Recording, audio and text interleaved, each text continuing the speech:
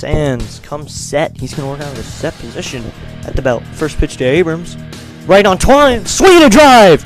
Deep right center field. Going back is right fielder Wallner, and that one is gone. Tries to go all the way in. He's going to kick it out to Thompson. Thompson for three. Good from deep. 26-19. Clay Thompson hits another three. At the track, at the wall, and that one is gone. Watch it fly. Riley Adams, top of the first.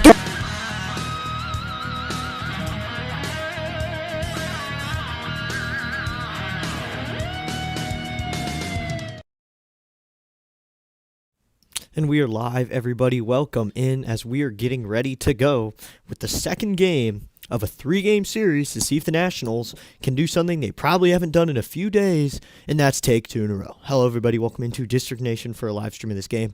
We got you with live play-by-play in the Washington Nationals. Last night had a great win, a 9-6 win. We were live for it, and it was absolutely amazing. The Nationals came out with something we haven't seen before in a little while, and that was fight. A lot of fight, a lot of grit. This season, we haven't seen it too much. Last season, there's a lot of it. Under Davey Martinez, he installed fight. So I think maybe Butera told him last night, let's fight. Let's get a win. So the Nationals did that, and here we are. The Nationals are getting ready to go after a win, something they haven't done in a little while. We'll see if Cavalli can get going, see if he can help the Nationals just a little bit. See if they can get going offensively, defensively, see if Cavalli can help up. On the other side, you got Matthew Liberatore, a seasoned starter, going up against the Cardinals for a start against the Nationals. The Nationals are going to feature a little bit of a starting lineup. We got some of the same guys from last night, some new names. You got Curtis Mead in there, Joey Weimer. We saw them both last night. Weimer pinch ran at one point. Mead got an AB. Mead hit a double last night off of the Cardinals bullpen.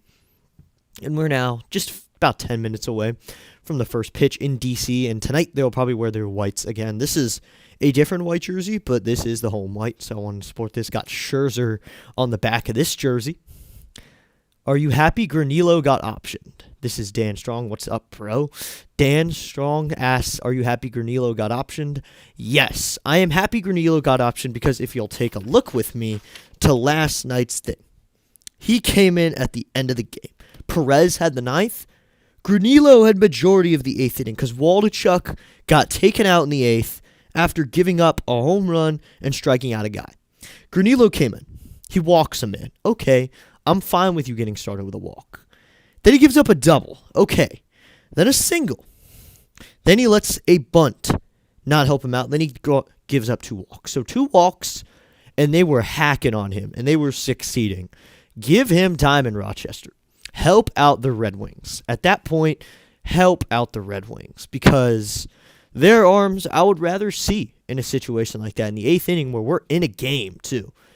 In that 8th inning, sure, we won the game. In the 8th inning, we were in that game. It was 3-3. I would love to see someone else come in. And tonight, we may see Paxton Schultz. I believe that's who got called up. We might see Paxton Schultz tonight.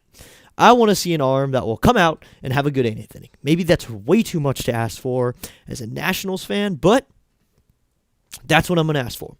Just an 8th inning guy. Maybe that's Schultz. Maybe Ken Waldichuk becomes our 8th inning guy. I don't know. Maybe Brad Lord ends up being a surefire guy. Brad Lord has been good. Brad Lord has been a good bullpen arm. So we'll see what he brings to the table, what the Nationals do tonight. Brad Lord should be fresh tonight. He pitched recently, but not too recently, so we should be able to see Brad Lord tonight for 2 or 3, maybe just 1 inning. I would love to see how he does with the 2-inning role, but he's been great with that 3-inning role of just eating innings. There's guys like that. I compare him to Yasmero Petit as a guy I'd compare him to. Just eats innings. He's going to give it to you. He's going to give you innings. And maybe they're not the best shutdown no-hit innings. He's going to give you good innings. So that is something the Nationals needed, and that's what they got out of a guy that last year started. That was a guy last year who was a starting pitcher, and this year showed up for the bullpen and showed up a little bit last year for the pen. And Dan once again asks, what about Rutledge? Do you think they will bring him up? I think if a bullpen arm gets injured or anything happens to a starter and Lord has to be given a reason, there is no reason Jackson Rutledge shouldn't be the first guy called up. Jackson Rutledge most surely should be the first guy called by the Nationals to be called up. That is the most perfect thing we can do. Just call up a righty guy who's going to throw hard, who's going to give us innings, kind of like Lord is, but he also can work the short inning role.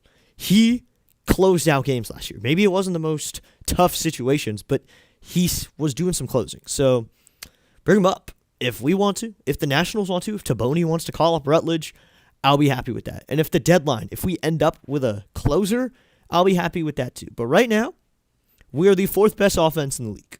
What we need is to score runs and make it easier on the bullpen. Maybe the bullpen does absolutely amazing tonight. Maybe the bullpen goes 5 shutty after Cavalli only goes 4. I would love a 5-inning start from Cavalli. Lord gets 3 innings. The 9th inning, throw it to someone. I don't care. Give it to Paxton Schultz, maybe Cole Henry.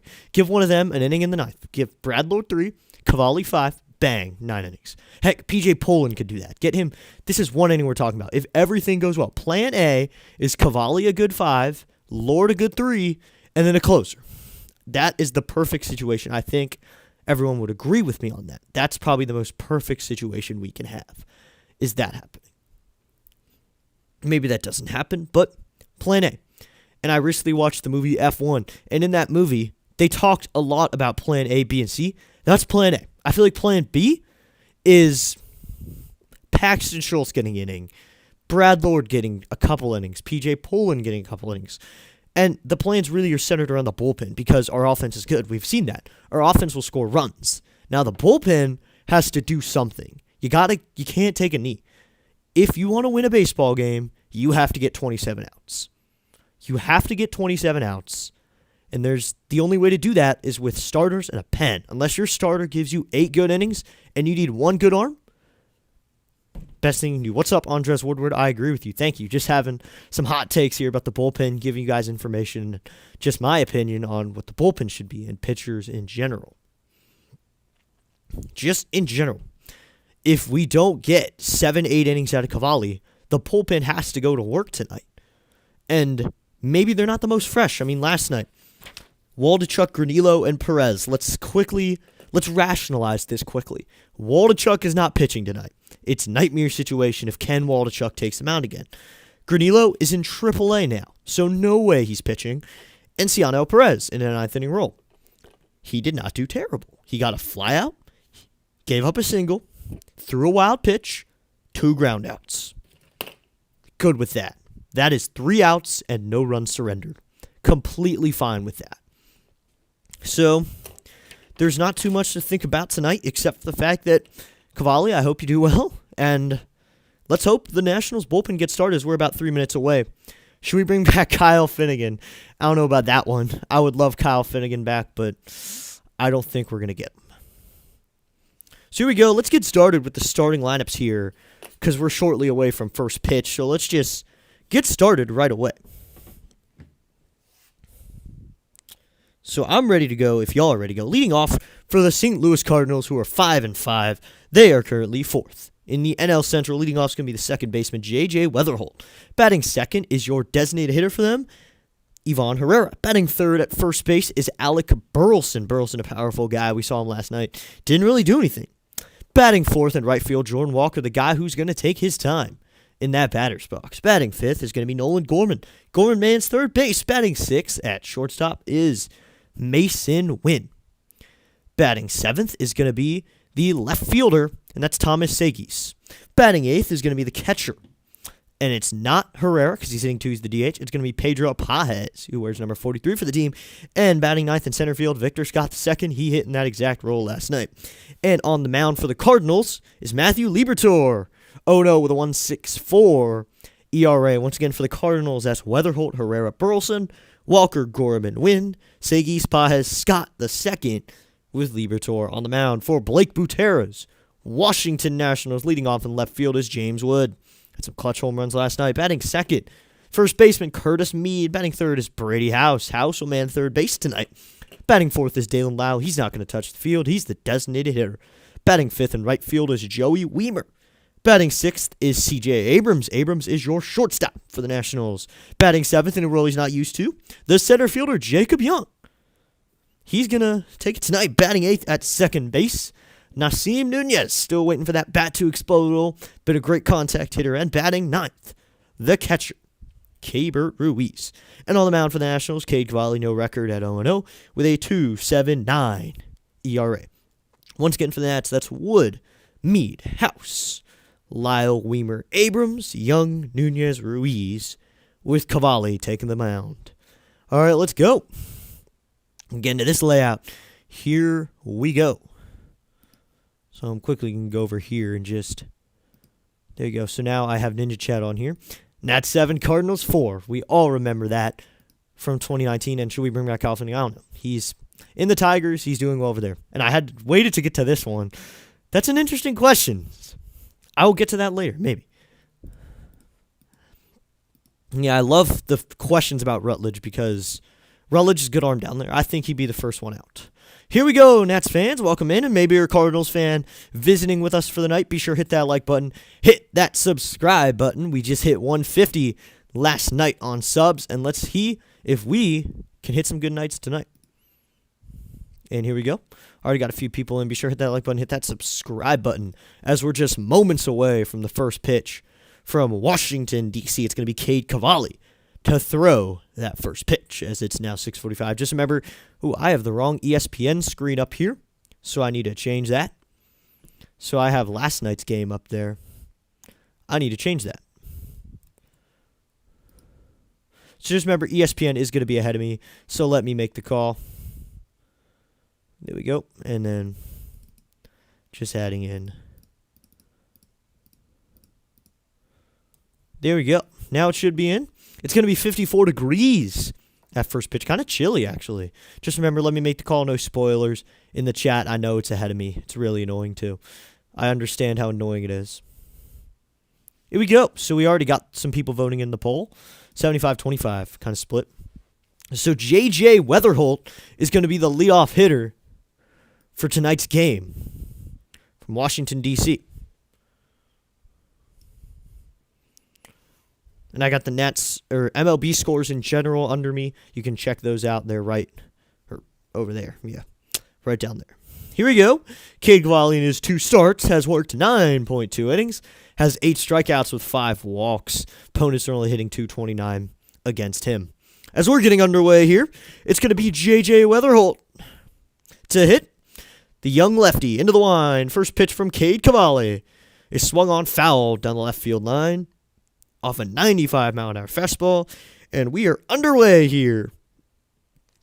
First pitch a little late at 6:46 p.m.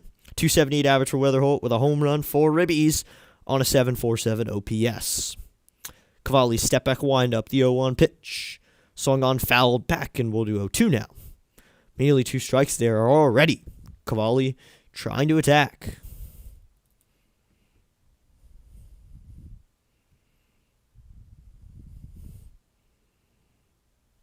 This would be an 0-2. That's Cavalli. The pitch. That's a curve, knuckle curve inside and low misses. It'll be a 1-2. That curveball died early there, but it does not work. Cavalli wears number 24. In his first stint with the MLB and with the Nationals in 2022, he wore number 54, and now he's back up. After 3 years, he waited. He came back in 2025. Now the opening day starter. The 1-2. Just outside with the fastball at 97, just missed. That was right there, though, so it'll be now all evened up at 2-2. Derek Thomas is our umpire behind the plate. Manny Gonzalez is at second base, if you remember from last night. Not a good umpire. Was bringing up the Nats a lot and not giving favors to the Cardinals. The 2-2 is low and inside with that knuckle curve again, and that'll fill her up to 3-2. And Manny Gonzalez was not helping the Nationals at all with his calls of swings and misses, of swings and knockouts. There was a lot of bad calls that I did not believe in. So it'll be 3-2. Cavalli will do a step-back windup. The pitch. Inside ball 4, and that's how this game gets started. J.J. Weatherholt draws a walk to get it started. So that puts Weatherholt a decent runner on first. So we'll see what this means for the team.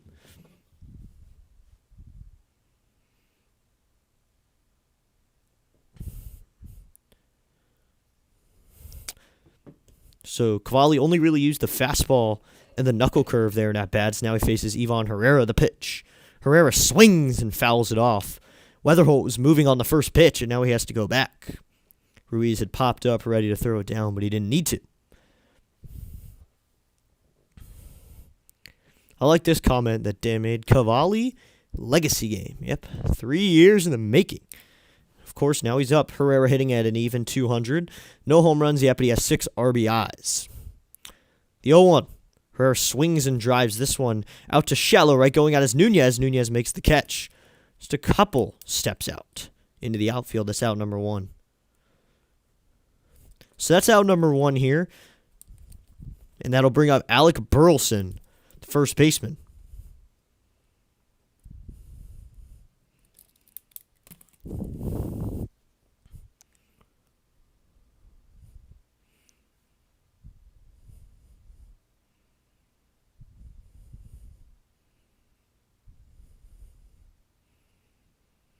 Alec Burleson hitting at 216. Here he has his hands held high. Lefty-righty matchup here. Cavalli sets.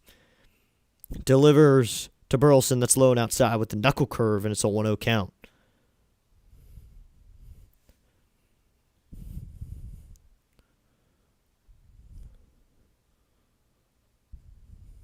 So to be a 1-0 count.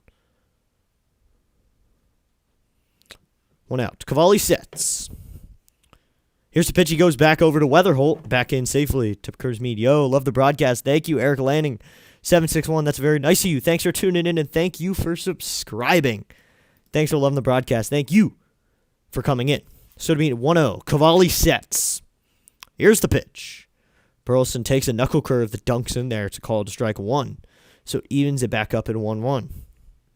Hope you all like this James Wood image above me. It's animated, so it is not actually him.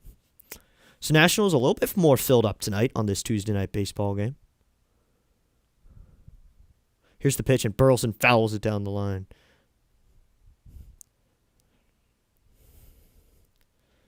It's 1-2, 1 out. Nats are wearing their home white uniforms. Got a little red and blue trim on those. Last start, Cade Cavalli went 6. 1-2 pitch. Cavalli goes back over to first, back in his Weatherholt. Love the Cardinals. Oh, that is completely fine, man. I love when Cardinals fans are in here, too. I love when we get mixed fans so we can have conversations in the chat. I can hear from y'all. Who's your favorite player, man? Who's your favorite? Because I'll tell you mine's Wood right now. But thank you for tuning in. Tell me about your Cardinals. 1-2, 1 out. Cavalli set the pitch. Burleson swings and flies that one down the left field line. It's foul. Everyone in here, I don't care who you root for, you can hang out. It's the best part of live streaming on YouTube with these games. Both teams can tune in. 1-2, 1 out. On deck is Jordan Walker, the right fielder, as we know. He takes his sweet time up there when he is hitting. So be ready to have a long AB. The 1-2. Weatherholt's moving. Check swing. Did he go? The throw down is away from C.J. Abrams. And Weatherholt is in there safely with a stolen base. That was a ball, too. They said he didn't know. So, didn't go on there. So, it's a 2-2 count. Sends Weatherholt to second on the stolen base. So, now Weatherholt is in scoring position with 1 out. Love Win. How can't you? Okay. I mean, I've seen Mason Wynn play. So, I watched him last night. I'll give you an update on him real quickly. So, Burleson on the 2-2 pitch. He swings and lines this one into right field. That's a base hit. Rounding third, headed for home is Weatherholt, but he stops on the round. Thrown in quickly by Joey Weimer. So now there's runners on the corners with 1 out. Alec Burleson had an opportunity to drive in a run there, but Weatherholt decides to hold up at third. So now there's runners on the corners with 1 out. According to my math, and you can fact check me on this, but we have a -1 run differential. That is great. I mean, definitely, that's better than last year. And we've been scoring. We're the 4th best offense in the league right now. Last night we were 3rd. We've scored the 4th most runs in the league right now. So it's the pitchers. It's just the pitchers. So now it'll be Jordan Walker with runners on first and third. He wears a shiesty, the pitch. Walker swings and misses at a sweeper. Wow, good sweeping curve that time by Cavalli. Gets him to chase at a bad one. That was a real good action on that one.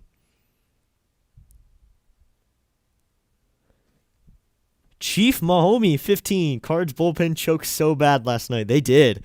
Y'all had a 3-run lead headed into the 8th, 0-1, and he check swings, and it'll be, yes, says first base umpire Barry.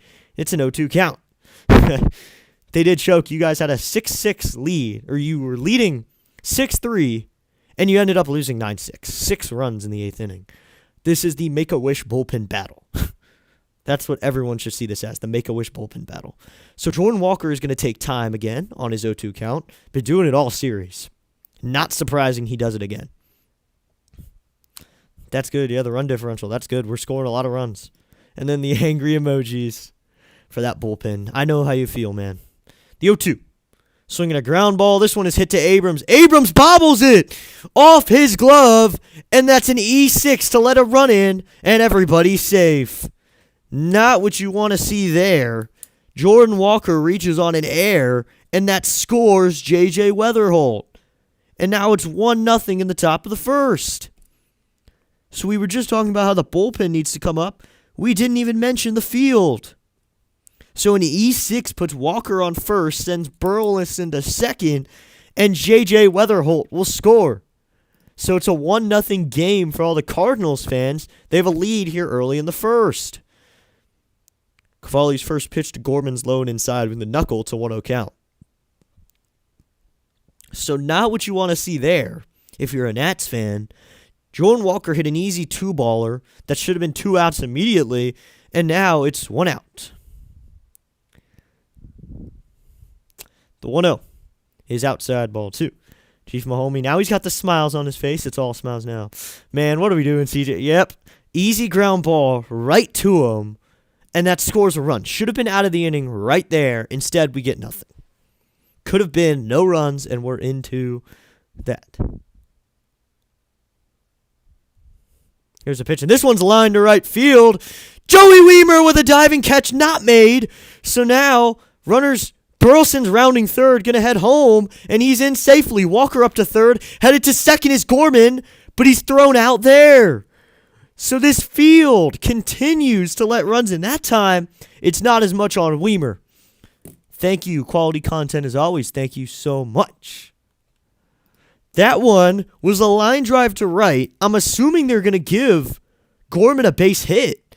But I think that, are they going to give him a base hit on that? Yes. So it was a line drive to right. It was falling. Wiemer tries to make a diving catch. Gorman got to first. Was thrown out going to second on 2-6. So that's 2 outs now. But Walker up to third, and Burleson scores. There's a pitch to Mason Wynn. It's high and outside ball 1. But I do have Weatherholt on my fantasy league. You know, I never let fantasy get in front of being a fan, though. That I never want to do that. I don't root against them, but I don't root for them, too. I mean, I just want the points. And I have a lot of teams, so there's so many players. Here's the 1-0 to Mason Wynn. And Wynn will take a fastball in there on the outside corner. He's got to fill in this. Burleson scores. So it's a 2-0 game. Walker's at third, and there's 2 outs. Walker, who reached on an air. Cavalli sets. The 1-1 is in there, called strike 2 on the outside corner again. I will admit to you guys, that was outside of the zone. But they're going to give it to him, and it's a 1-2 count with 2 outs. Just remember, because we got a few people coming in, no spoilers in the chat. Just let me make the call. That is the one thing on ESPN screen this way is going to be ahead of me, so let me make the call. 1-2, 2 outs. Standing at third is Walker, the pitch. Mason Wynn swings and grounds this one foul towards third base. So we'll do 1-2 again. So Mason Wynn having a battle here. Man, C.J. Abrams with that air. If he makes that play, it's a double play and this inning's over. Now, Cavalli's in a hole, and it's 2-0. So that run won't be earned, I believe, because the runner reached on air, so no RBI to him. The 1-2. Swinging, he fouls this one down the right field line. Meade will have no chance to get it. So the only RBI in the inning is Gorman, who had an RBI single to right, and Walker reaches on an air. So the run for Weatherholt is not earned. But the run for Burleson is earned. So it's 2 runs, 1 earned so far. So not too bad for Cavalli. And this is the field not backing him up. 1-2, 2 outs. Cavalli sets. He's got his nice mustache going. The 1-2. Swing and a foul down the first baseline again. Still fighting. So you've already gained 2 subscribers, and I thank you so much to all the fans who are in here for today's game. We got Nationals still winning at the poll. So, Spaceman, what's up? Thank you for tuning in, Spaceman Sports. He is a Yankees fan, but he's from Miami. He's seeing the Marlins Stadium. Kind of feel like the Marlins Stadium right now. Here's the pitch. Is outside, ball 2. With the fastball. Thanks for tuning in, Spaceman, one of my mods. Thanks for hanging out with me tonight. Nats will win, so we can relax. Yeah, I feel like we can score more than 2 runs at least. I mean, I'm not saying we will, but we have the opportunity to do it next inning. We got a good batch of hitters coming up. The 2-2. Swinging a fly ball. Deep left center field, going back his center fielder Young, and he makes the catch just a couple steps in front of the track, and that'll end the inning. So 2 runs, only 1 earned in the inning. 2 hits, an error, and 1 man left on base. So it's now Seattle 2, Nationals coming up in the bottom of the first. It's my favorite time of summer. Yep, it is April. It feels Major League Baseball teams here in Florida have struggled. Yep. Hey, at least the Marlins are back in their dome. That was the Rays. Sorry. That was the Rays who are back in there. I've also seen the Rays Stadium from the outside. Okay, that's awesome, Spaceman. So you got some good things going for you. Congrats to the Rays to getting back into their stadium. So it's going to be Wood, Mead, House in the bottom of the first inning. Yeah, Spaceman, thanks for tuning in, even if you root for the Yankees. Thanks for tuning in with me. Yes, early, the Cardinals get some runs, but a little luck is factored into those runs. They're going to get a little luck there. Trying to get up the like count early on, see what we're looking at. Everybody, be sure to hit that like button and that subscribe button. It'll help me out. Their organization is weird. Yep. I feel like that's every MLB organization except for the Dodgers and the Yankees. And maybe on a good day, the Phillies. But they're weird in their own way. So it's going to be Wood, Mead, and House, and Lyle if he can come up.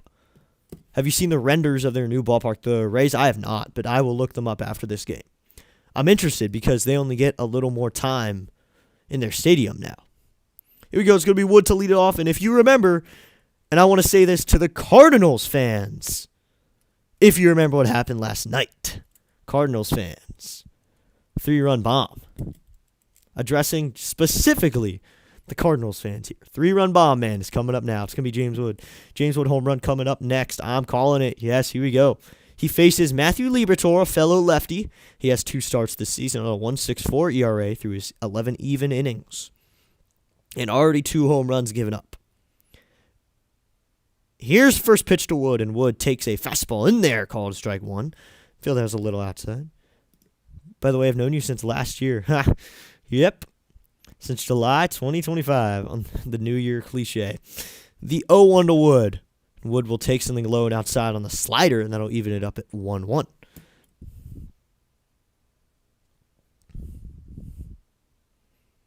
No outs. Wood hitting 163, 3 home runs and 9 RBIs, though, so he is starting to work his way back up. The 1-1 to Wood. Wood takes low with the fastball. It's a 2-1 count. Catcher Paz tried to have a nice little framing job there, but it did not work. Liberatore into the wind. The 2-1 to Wood. Wood takes low and outside with the fastball. That'll make it 3-1. Now, Liberatore has to come to Wood. Throw him a good pitch.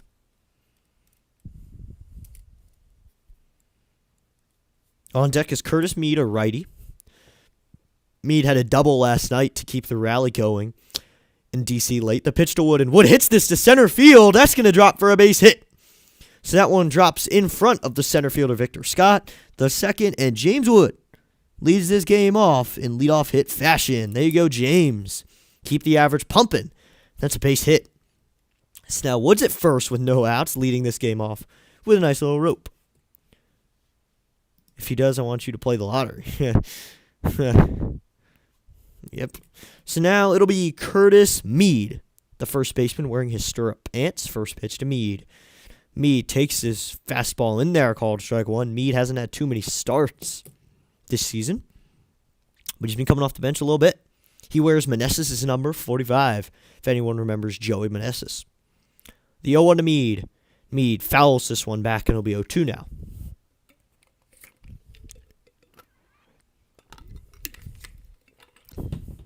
Well, not a homer, but it's okay. Yeah, I'll take it. Lead off a game with a single, hit a home run later.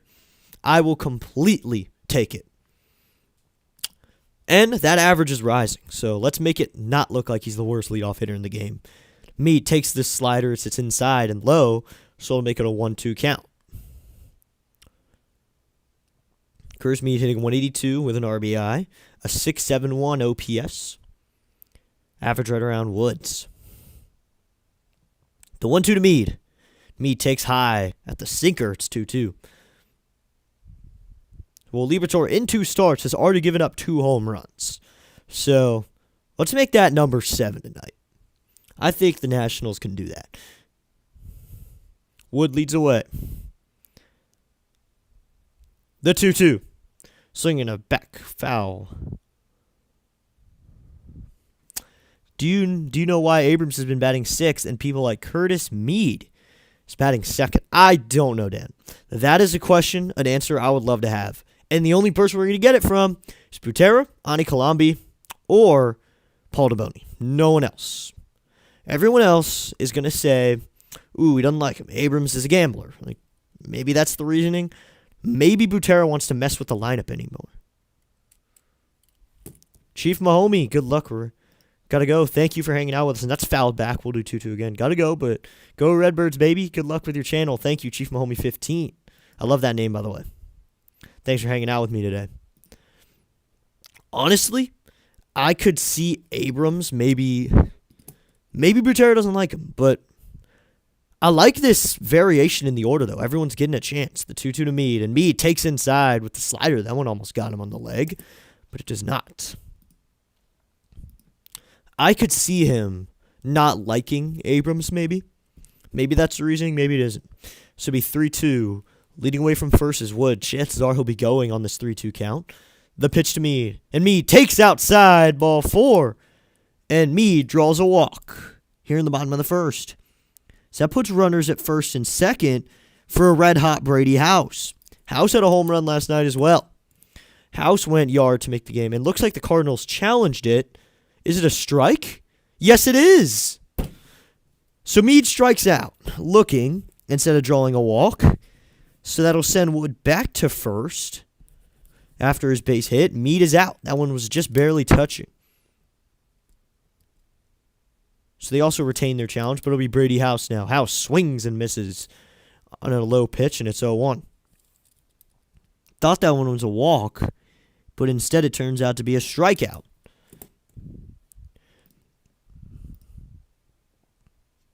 Coming set is Liberatore. The 0-1 to House, and House swings and misses a fastball at 94 right there in the zone. I like that we were taking more pitches. Yeah, the Nationals are being patient up there. The Nationals are being very patient. And this guy, House, hitting .333, 2 home runs, 5 RBIs with a 9.83 OPS. So responding to Dan here, I am fine with House hitting in the 3-hole. The 0-2 to House, and House takes upstairs with a fastball. I mean, Curtis Meade just worked himself from 0-2 to 3-2 with fouling pitches off and looking at pitches. That's great. I love when he's doing things like that. Liberatore comes set. 1-2 to House. House swings and hits this one out to center field. That's going to dunk in for a base hit in front of Victor Scott. Wood holds up at second, but now Brady House is on first with 1 out. 2 base hits early on, and now we have 2 base runners with 1 out, and that'll bring up Dalen Lyle, who during that rally last night struck out looking on a not strike. We'll see what he brings to the table tonight.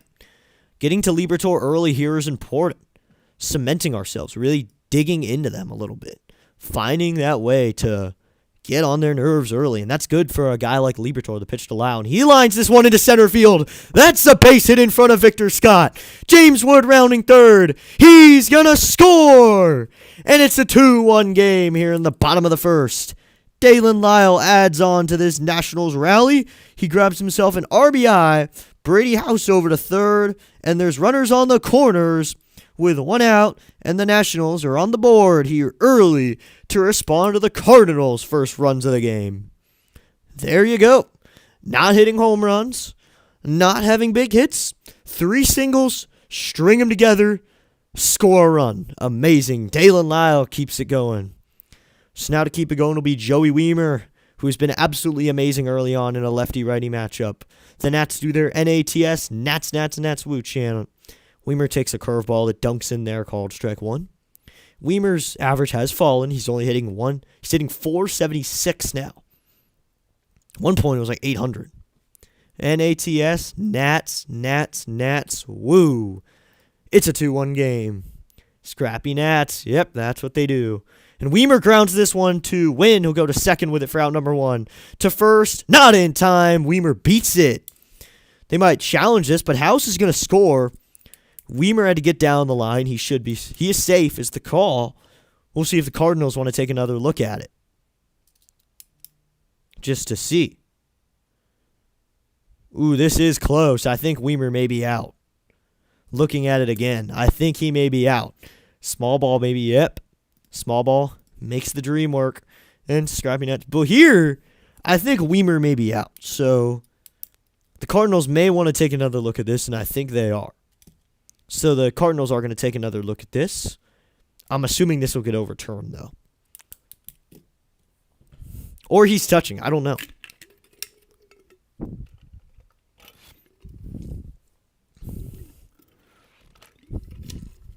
We'll see what the apparent call is. Plays under review. I think they might do it stands. I think they might just do the call stand, or the call can't be confirmed. I think they might do call stands.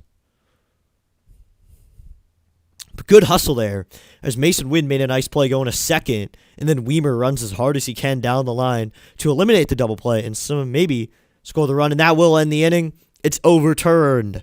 So a 6-4-3 double play ends the inning.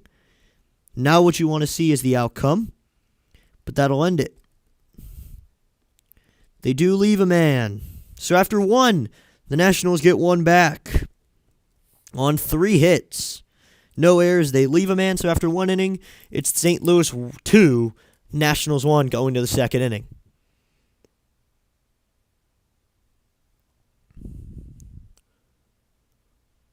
So we'll see what the Nationals will bring in the second inning. Maybe Cavalli can come out, get some help from his field. Maybe the Nationals can support him just a little bit. It's going to be Seguis Pajes and Victor Scott. If there's anyone who does know the Cardinals, though, if I could get some help on how to pronounce Thomas Seguis' name.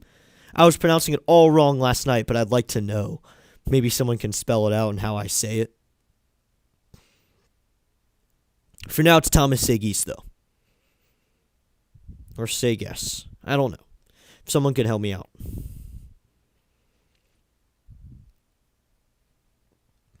So since we're here, if anyone had any thoughts on Championship Monday as well, you can give those. I had some interesting thoughts about Championship Monday. UConn loses, though, so Michigan gets the win. Michigan is national champions. They win all their rounds. It's going to be Seguis, Pajes, Scott to face Cavalli in the second inning.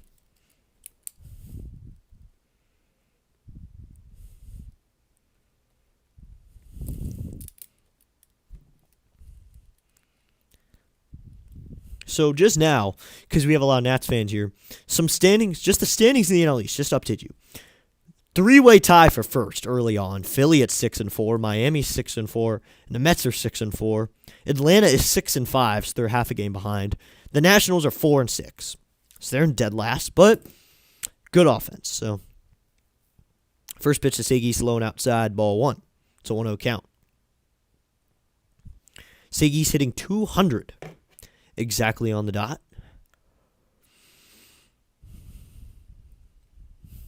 Cavalli will take a step back windup. Here's the pitch. Swinging a sword. Wow, on the knuckle curve. That evens it up at 1-1. But that was an insane sword pitch right there. Amazing on the knuckle curve. Siggy's no home runs, no ribbies yet. 583 OPS, a 200 average. He's slugging at 183 or 383. The 1-1. Lone out with the knuckle curve. Been using that a lot. Ruiz will throw away the ball, get a new one, so to make it a 2-1 count. Cavalli has been going a lot to the fastball and the knuckle. And he did a lot in his debut for 2025 against the A's. He used that pitch a lot, and he grabbed a lot of strikeouts. 2-1's lone outside, ball 3.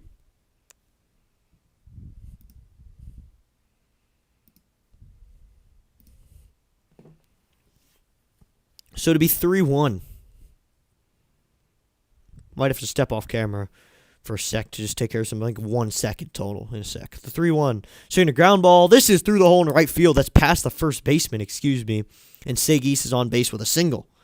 So Seguis plugs that one past the first baseman for a single. Now there's a runner on first with no outs, and that'll bring up Pedro Paez, the catcher.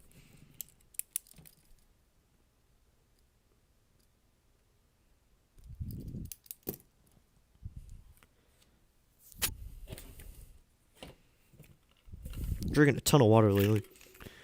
Be sure in life to drink water. Now to be the big catcher, Pedro Paez. First pitch to Paez. He takes a fastball right in there, 96.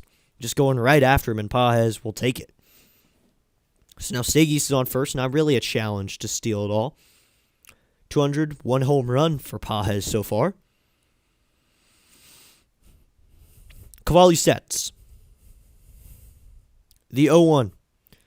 Check swing, throw down to second for Seguis is out! Yes! Keibert Ruiz guns him out. Pitches results as a ball.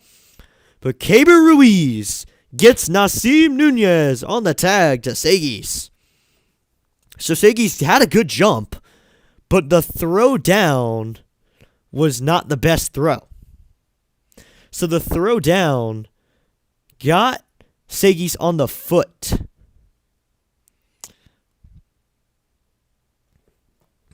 Solid broadcast, DN. Thank you. And hydrate. Yep. Got to drink the water. Cavalli can now work out of the wind against Paez, and that's lone outside with a sweeper, so to make it 2-1. So we 1 out now after Seguis is gunned out, headed to second on a 2-4 on a caught stealing. That's where you put it. That's what I put if I'm scoring. I put the number to the person on a stolen base. Here's the pitch, and Paez will pop this one into foul ground. Cavalli, Ruiz, and Meade all converging, and it'll get just out of play into the fans and back into the dugout. So to make the count 2-2 with 1 out.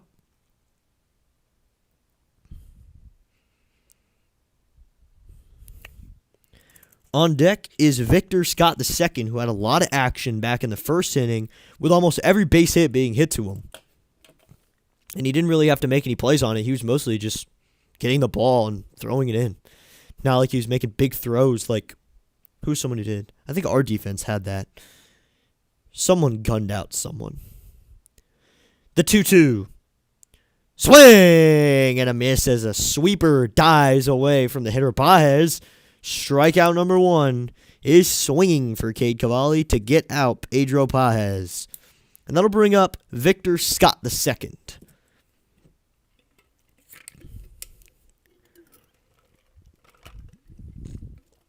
Paez is a big catcher, but he is not nearly as big as Alejandro Kirk.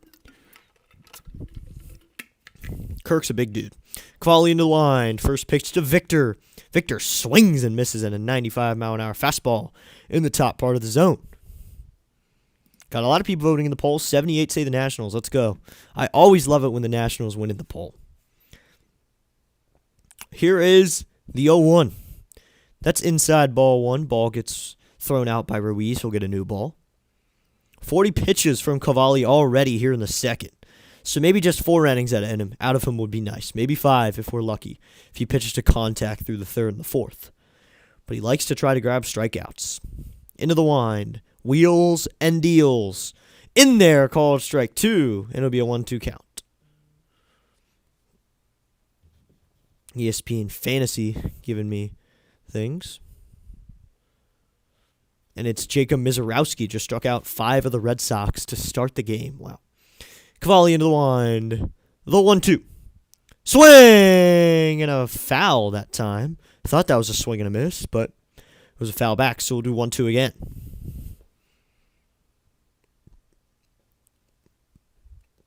Wait, was that a swing and a miss? What happened there? I don't know, but he must have fouled it off. The 1-2. Swing! And a miss that time. Satisfies it. 2 strikeouts in a row. And a caught stealing to end the inning. So that'll be 2 strikeouts for Quali in the books. 1 hit, a caught stealing. No one left on after 1.5. It's 2-1 as we head to the bottom of the second.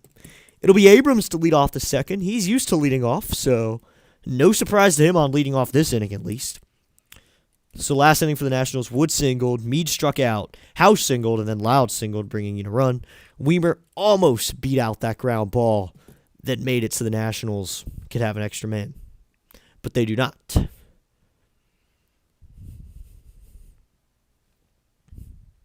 So you got another subscriber up to 155. Thank you so much. Say what's up in the chat or just hang out. But thank you so much for hitting that subscribe button. We are now at 155.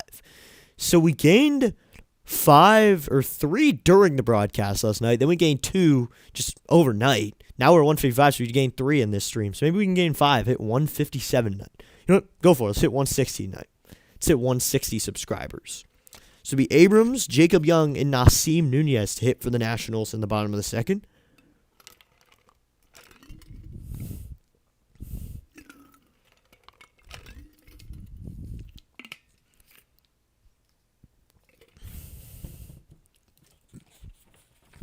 Last night, the Nationals had a similar game. They had some offense in the first where they scored 2 runs, but they did not score another run until the 6th inning. So maybe the Nationals can maybe be a little more early on with the scoring tonight, get it satisfied, win by the 5th inning. Because we are trailing now, so there's a sense of urgency here in bottom 2. Or if you're a Cardinals fan, you want to hold them, but I want the Nationals to take this one. So it'll be Abrams, Young, Nunez, and then Ruiz if he can get up.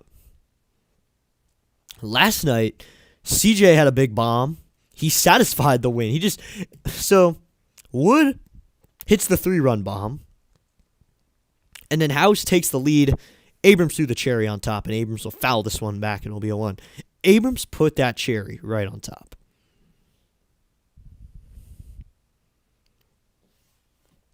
Oh, 1, no outs.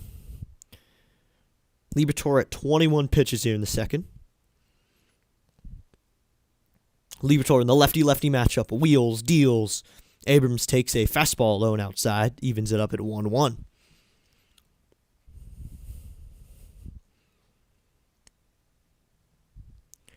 So we're seeing Blake Butera a little bit. The 1-1. And Abrams going to show a bunt.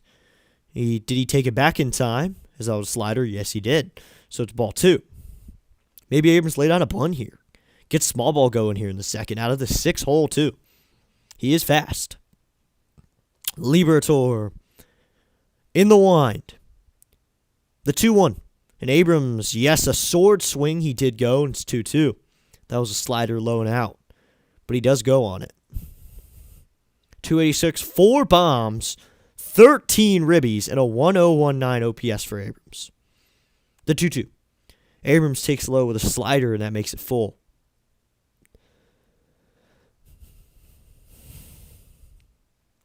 The 3-2 nuts. The 3-2 is called strike 3. Abrams gets rung up on a fastball in the low and outside corner. Strikeout number 2, the second time Liberatore's caught someone looking in this game. He caught Meter looking earlier in the game, and he has strikeout number 2.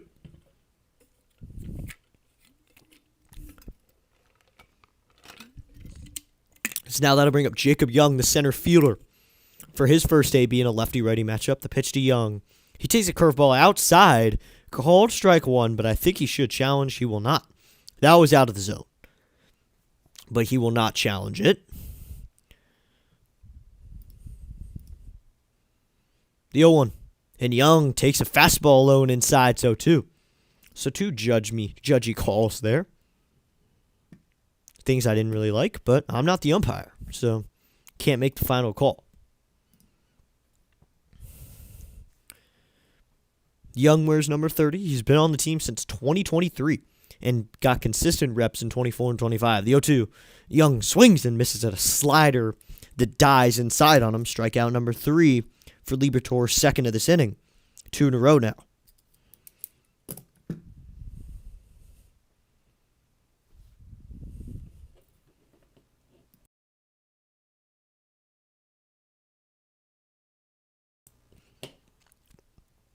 Excuse me, I had to step off screen there for a second. Now it'll be first pitch to Nunez. Nunez squares to bunt. Takes a fastball in there, called strike 1.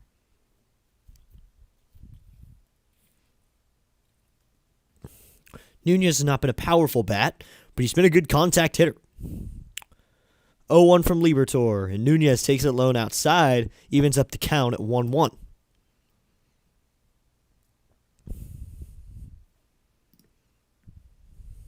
Nunez hitting .226 through his first 10 games. He's been the starting second baseman guy. The 1-1 is inside, ball 2. Almost got Nunez in on the hands, but it does not. 2 outs. Nunez hitting Liberatore now at 32 pitches. So both pitchers not being too efficient with their pitches. The 2-1. And Nunez swings and hits that one foul down the right field line. It'll be 2-2 now.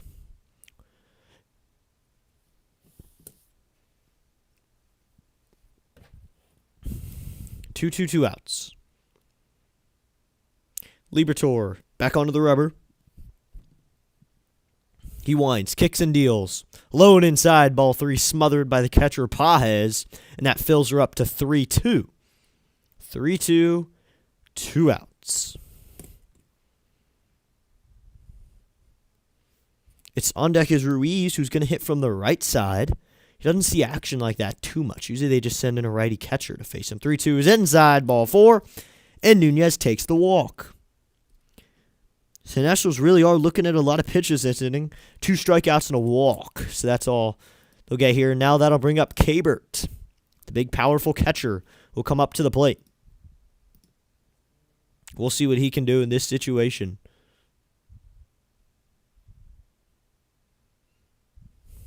It's a 2-1 game. He's got a runner on first for him. .222 average, a home run. Going back to Nunez at first. He's back in safely, though. Thought he might have had him there.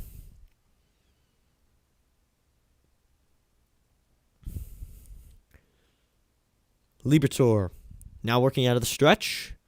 They got to him early in the first. Now we can see if we can get to him later. Nunez with a good lead off first. Pitch to Ruiz is in there. Called strike 1 with the fastball. That was a belt high, good fastball to hit. But he does not swing there. So it's 0-1.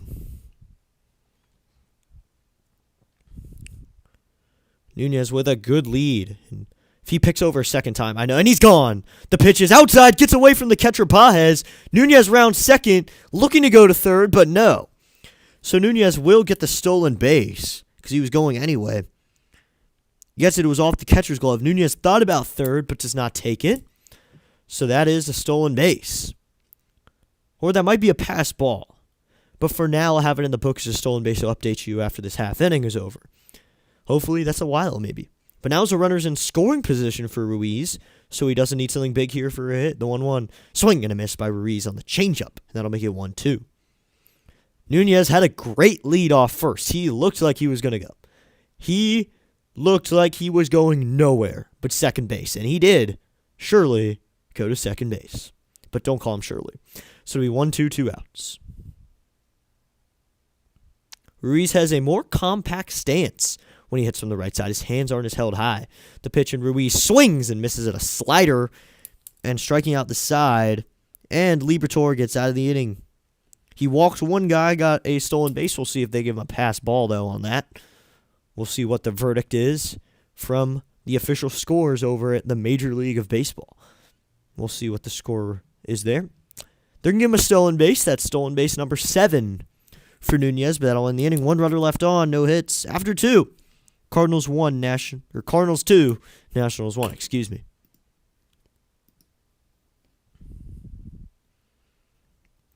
Leading off is going to be the top of the order.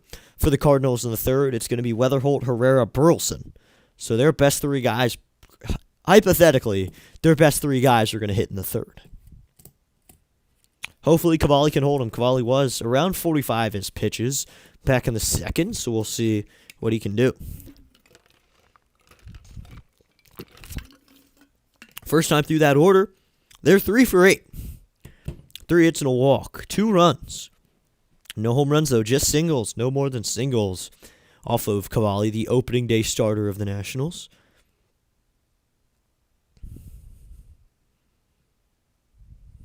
It's ready to do inning number 3. Hopefully now we have some better options for after this game. What other people are calling the later games tonight. Maybe the Dodgers are playing later. They played the Blue Jays last night and absolutely slaughtered them. So that was a big slaughter. Miguel Rojas, the hero of the World Series, got to pitch against them and just fool around on the mound. And the Blue Jays had to take it. So that's kind of crazy.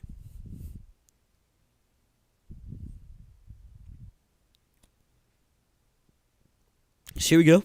It'll be Weatherholt to face Cavalli for the third inning of work. Now, I talked about it before this game in the pregame. Who will the Nationals go to in the pen? I'm actually curious who they'd go to. You got Pups in the Park going on at Nationals Park. Here's the first pitch to Weatherholt. He takes a curveball that cannot make it into the zone. It's a knuckle curve. It's a 1-0 count. Got a lot of dogs in the stadium.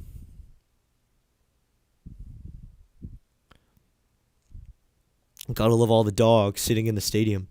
Cavalli into the wind. The 1-0. That's inside with the knuckle. It's a 2-0 count. You know, Cavalli, I would say he's overusing it, but it works. So I don't want to really make any assumptions about that knuckle curve. Because he had 2 strikeouts in a row just now. Weatherholt still looking for that first AB. Walked. The pitch is grounded right to the second baseman, Nunez. He goes to first with it, and that's out number 1 here in the top of the third on an easy ground out for Cavalli. So that time it works. Ground out. I see your dogs. I only have one. She's upstairs, so I can't do that. She's upstairs, so I can't show my dog currently. Sadly.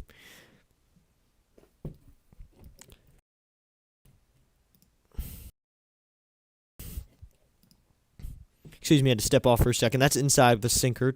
Or that's in there. Called strike 1. It's a 0-1 count.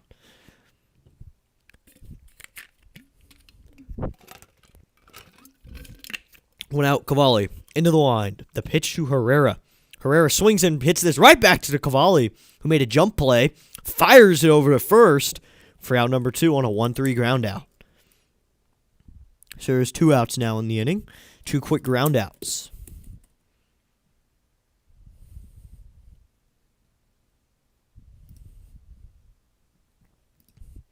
Cavalli made a nice sidearm throw there over to Meade. That was thrown pretty hard, too.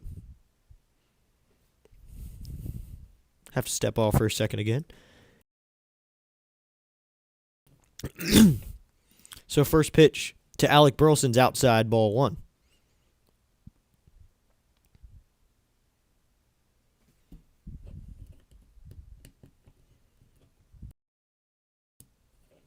Should be a 1-0 count here. Cavalli into the wind. The pitch to Burleson. Burleson takes a sweeper that goes way high and outside from Ruiz, or just a bit outside. He tried the corner and missed. But that was extremely outside. I mean, I said if Cavalli wants to work deep into this game, he's got to go quick. 2 quick groundouts here. So, working quickly now. 2-0 to Burleson. Burleson takes a changeup outside, then he'll make the count 3-0.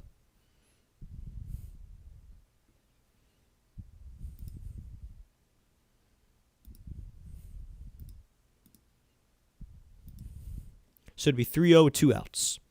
Cavalli into the wind. The pitch to Burleson. That's a fastball or a sinker right in there. So he trusts the sinker to be a strike. So he just pumps that one in there. So it'd be a 3-1 with 2 outs. On deck for Jordan Walker. Cavalli into the wind. I'd like to see that sinker again. The pitch to Burleson is a knuckle curve that gets away from him. and that'll be ball 4. And now Burleson's on first, drawing a walk. So now that's 2 walks issued by Cavalli. Now Ruiz will come out and visit him for a second.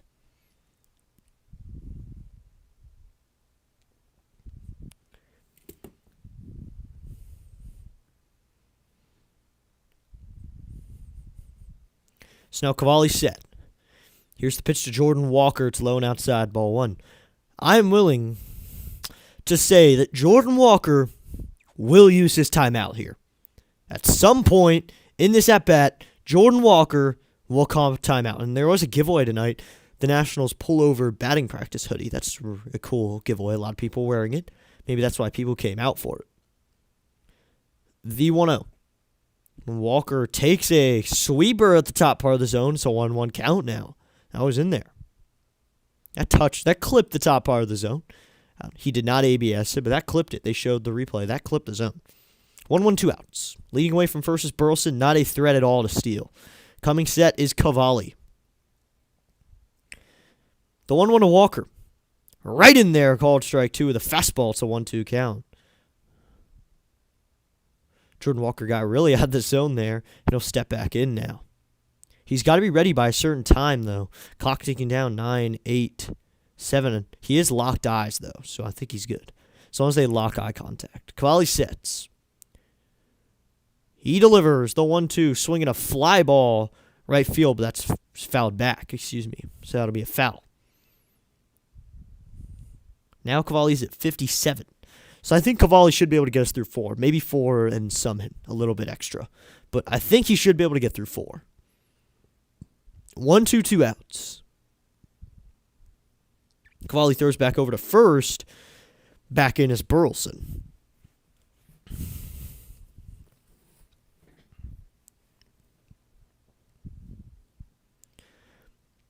So Walker has a 1-2 count now with 2 outs. Here's the pitch. Check swing. Did he go? No, says first base umpire Barry, and that'll even it up at 2-2. Thought he went there, but he did not. That was happening a lot last night. It felt like the Cardinals were getting a lot of no's and the Nationals were getting a lot of yeses last night. But that was from Tony Gonzalez, so different umpire. Now it's first base umpire this time. 2-2. And Walker takes a fastball or sinker right in there called strike 3. He'll ABS it, but I think this should be the end of the inning. Let's see if he gets to retain it or keep it. That is in there, called strike 3 in the zone. Strikeout number 3 for Cavalli. First one backwards K on the board. So that'll end the inning. 1 man left on the walk, no hits. So we'll head to the bottom of the 3rd, and it's still Seattle 2, Nationals 1. So now it's need to figure out the offense, maybe get another run here. They get the top of the lineup coming up again, who got to Liberatore early. So maybe the Nationals can figure that out and help out Cavalli and help out their bullpen that's probably not going to get a full 6 innings out of Cavalli. So I think we are going to see Brad Lord tonight. Thing is, recently, we've seen the Nationals go to a long man a lot. Like last night, you got to see Ken Waldichuk went 2 1/3. Lord usually goes 2 or 3 innings. So realistically, a long man every night, is that really the worst thing? And maybe send down, or if a short man gets injured, bring up Rutledge, have 3 long men that you can consistently rotate a long man a night. And that's only 50 games worked for that long man, too. And he's only working 2 or 3 innings per outing. And this preferably would be a converted starter.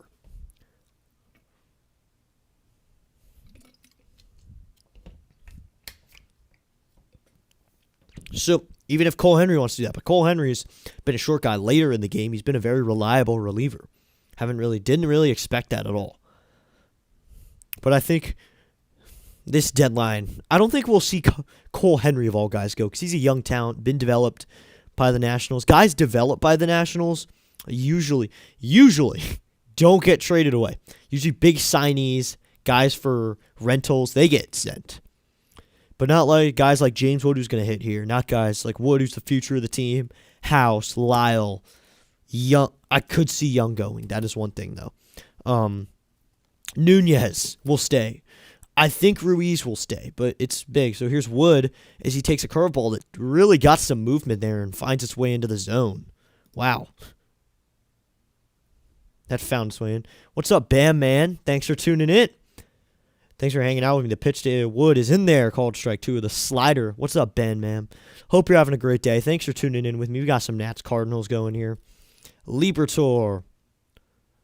We'll go into the wind. 0-2 to Wood. Wood takes low and outside with a sinker. It's a 1-2 count. 1-2, no outs. The Nationals have 13 first-inning runs this season. They lead the MLB in that category. 1-2 to Wood. And Wood hits this one. Deep left field. Going back is left fielder Seguis. And that one is gone. Watch it fly, James Wood. And this game is tied at 2. James Wood goes yard here in the bottom of the third inning. And we are tied at 2 apiece. James Wood gets to trot the bases. Go James Wood. 2 home runs in 2 days. He's got 4 on the season. Watch it fly, Mr. Wood. James Wood continues to rake after his average wasn't the best ever. He continues to rake out of that leadoff spot. So it's now tied up all at 2, and we got a light show just now. The Nationals had the LED lights going. So now this one's tied at 2. 2 apiece. Bottom of the third. Back 2, and here's the pitch to Meade, and Meade takes in there, called strike 1 with a changeup. Thought that one might have been outside. They're giving the call. Wood now is raking. After not having the best start to a season, is now 2 for 2 in this game as well. Pitch to Meade is high, and that'll even up the count at 1-1. That was a great home run by James Wood. Going Oppo Taco again.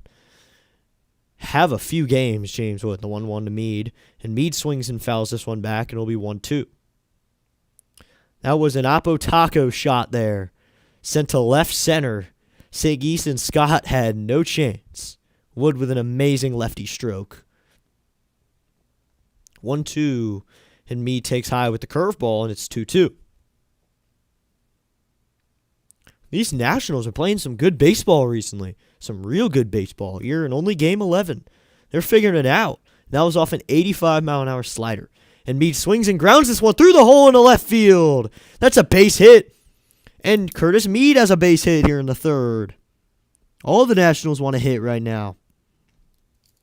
Curtis Meade has a base hit. He's on first as he puts that one right through the 6 hole and has himself a base hit. And that'll bring up Brady House with a runner on. Brady House, who's been good as anyone else, too. He leads away from first now. It's going to be Brady House with a runner on. Hitting .333. Pitch to House, and that's right in there, called strike 1 with the fastball, and it'll be 0-1.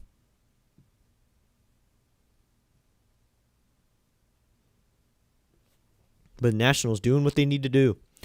House is 1 for 1. He had a single back in the first to pitch to House, and he swings and pops this one out to center field. Going out is Weatherholt. Coming in is Scott's going to be J.J. Weatherholt, the second baseman, to call it and make the catch for out number 1. So Meade's still on first with 1 out now, and that'll bring up Dalen Lau, who's 1 for 1 with a single, then was out in that double play ball that Weimer just almost beat out. Sun's starting to set here in D.C. Got a beautiful sunset going behind the game. And Wood just sent one into the sunset just now. First pitch to Dalen, and Lau fouls this one back. So now Screech, the Nationals mascot, is now sitting behind the plate. He's cheering on the Nats. Love seeing Screech, the mascot. He's probably happy after the Wood home run. This will be 0-1. Meade leading away from first. No threat to go. He does not go. The pitch to Lyle, and Lyle swings and fouls off. That's slider at 86, and it'll be 0-2.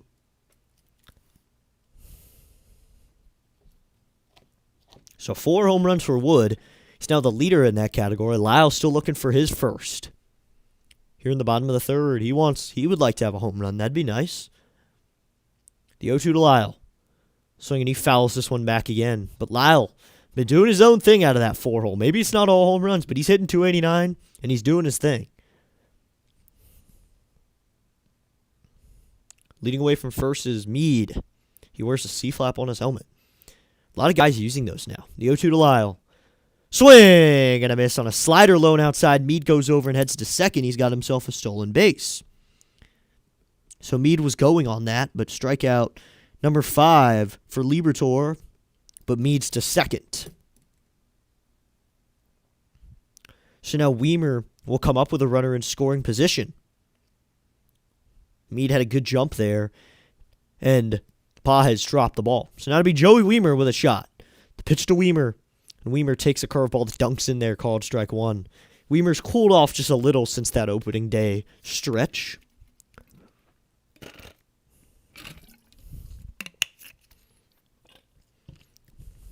The 0-1 to Weimer. Weimer swings and misses at a high fastball at 0-2. So that'll be 94 on that one. Weimer takes a timeout to take his time here.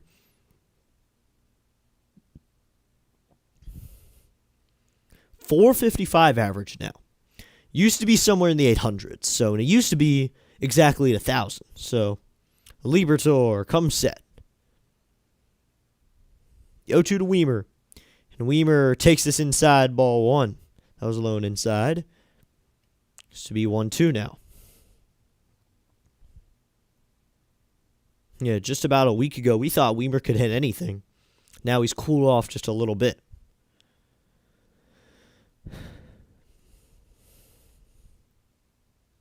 Liberatore sets. 1-2 to Weimer. Swing and a miss at a high fastball, and that'll end the inning. And Liberatore has himself 6 strikeouts here through 3 innings. But the Nationals get one back here in the third with the James Wood solo home run. It's 2-2 now. 2 hits in the inning, 1 left. We'll head to the third. 2-2. We're going to take a quick break. We'll be right back.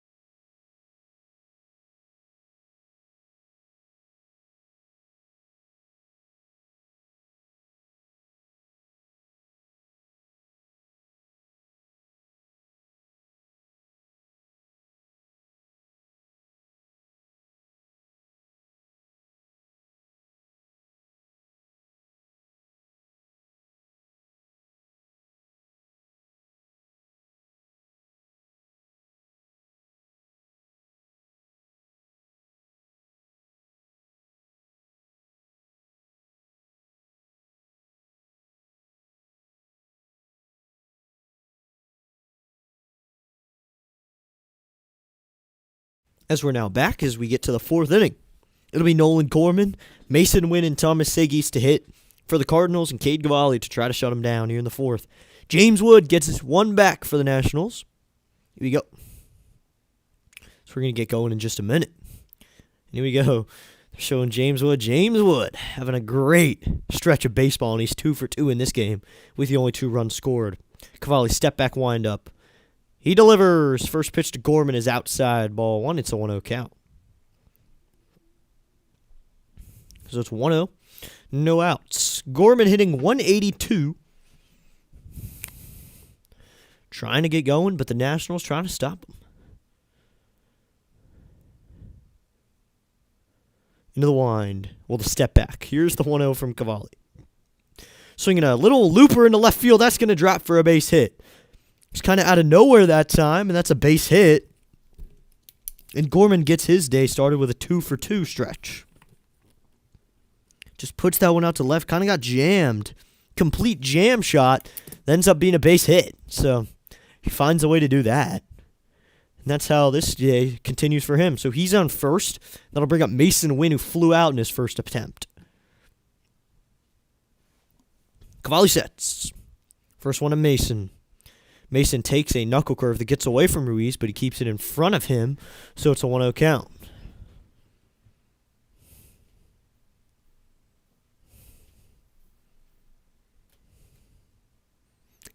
So to be a 1-0. 1-0. So Sagasi is on deck. Thomas Sagasi on deck behind Wynn. Cavalli set. Here's the pitch. In there, called strike one. It's a 1-1 count. So to be 1-1, no outs.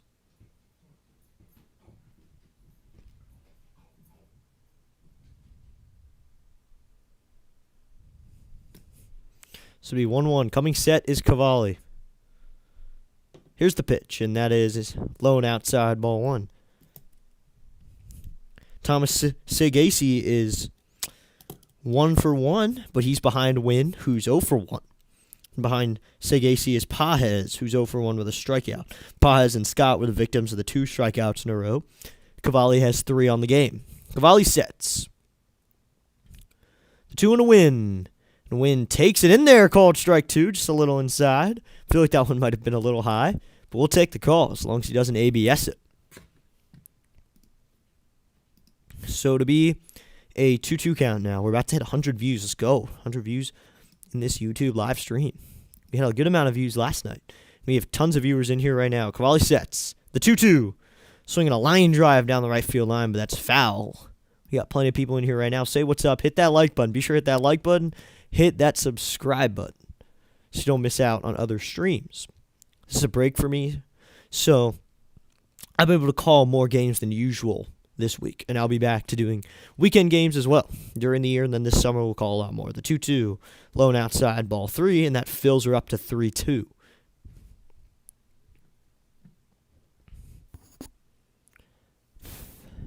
No outs.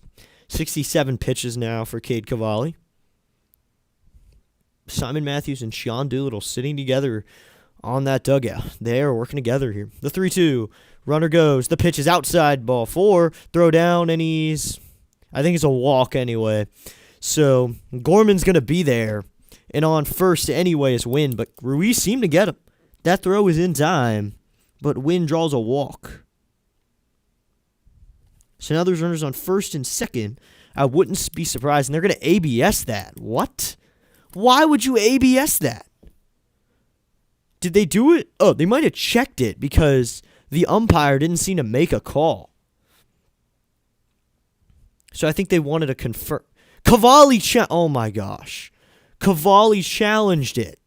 So we lost our challenge. One of 2 challenges have been lost. Not what you want to see there. Not at all. So now the Nationals have 1 challenge remaining as Sagasi will hit now. He's hitting 200. The pitch from Cavalli. Sagasi takes a knuckle curve down low. On second is Gorman. On first is Wynn. 2-2 game here in the top of the 4th. If you're just joining us, welcome into District Nation. Cover mostly Nationals. Get some other MLB teams in there. But if you're a Cardinals fan, be sure to subscribe because we might cover you again. The 1-0. Swinging a ground ball. Brady House will tag the bag and will go to first. And that's a double play. So an interesting double play there. It's a 5-3 double play. You don't see that one a lot. He tagged the bag and then went to first. So got the running Gorman to third, and then House threw it over to first. So the only remaining on base is Wynn. Mason Wynn over to second base. That'll bring up Pedro Pajes. Cavalli steps back on the rubber. He has a runner on second to deal with now, but not a threat to go at all. Cavalli sets. Pitch to Pajes is outside, ball 1. It's a 1-0 count.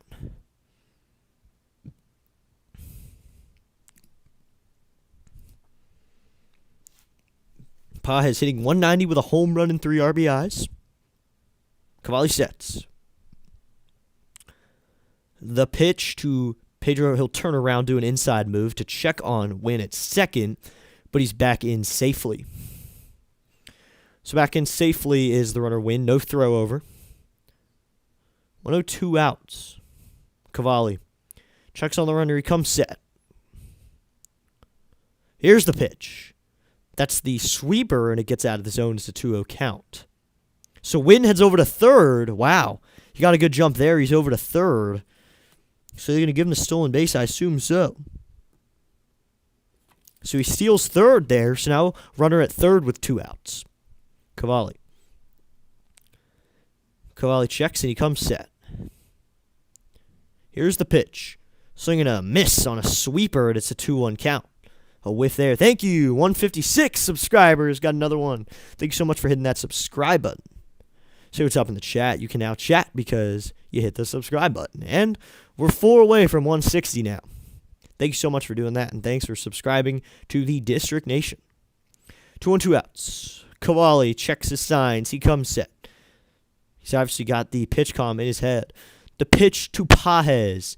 In there, called strike 2. Just a little out of the zone, but we're going to get the call. That was with the fastball. Just clipped it. So to be evened up at 2-2 now. Cavalli. In the shuffle. He comes set. Clock winding down at 5. He's set. He delivers. Just low. Cavalli thought he had it, but he was already hopping off the mound. Thought he had the call. Looked like it clipped it on the replay, but no. They're going to fill her up now to 3-2. So the clock now is winding down. So Cavalli now at 6. 3-2. The pitch. Low and outside with the sweeper. Ball 4. So that's the second walk surrendered in the inning. 4th of the game. Cavalli looking to try to settle in a little bit.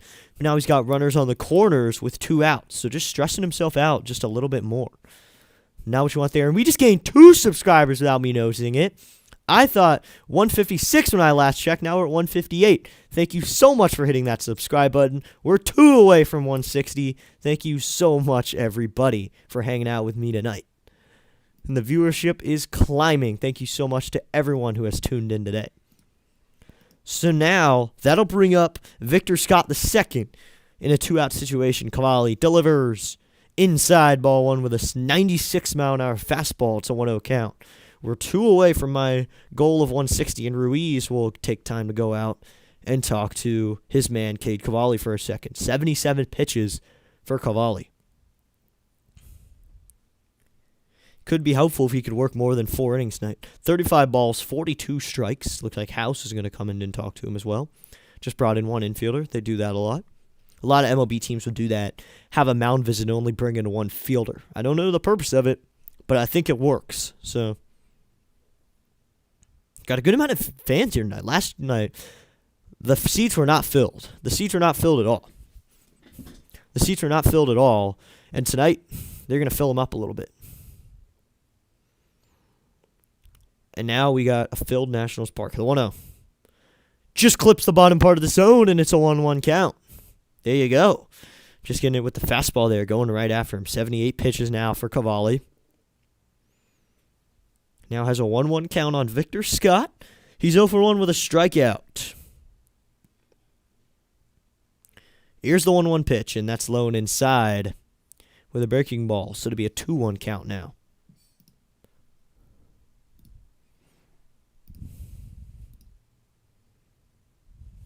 This would be 2-1, 2 outs.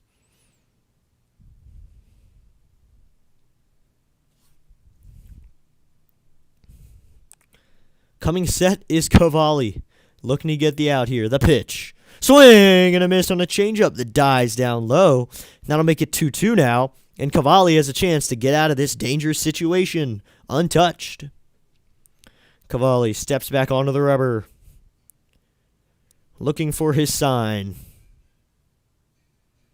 He's got it as he comes set. He goes back over to first. Back in safely is the runner Pages. I don't know why'd you pick over to Pages and not Win, who's faster, but Win is on third. So it's not as bad there. 2-2, 2 outs. Cavalli sets.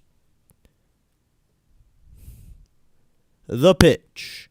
Swinging a fly ball Deep left field, but James Wood, Wood, is under it, and he'll make the catch for out number 3, inning over. So that's out number 3, and that ends the inning. 2 runners stranded on base. Only 1 hit in the inning, no runs.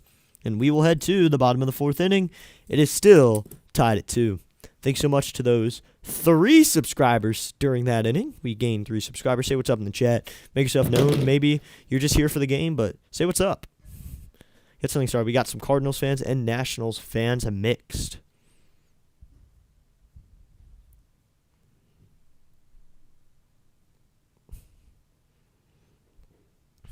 We got a mix in the poll too. So I'd love to hear people's thoughts on their pick. And my pick was the Nationals, even though I can't vote on it. It'll be the bottom of the 4th. Leading it off is going to be Abrams, then Young, then Nunez. Same guys who led off the 2nd inning. And in the 2nd, they failed to score. They had a strikeout, walk, strikeout. We'll see if they can have a better affair this time.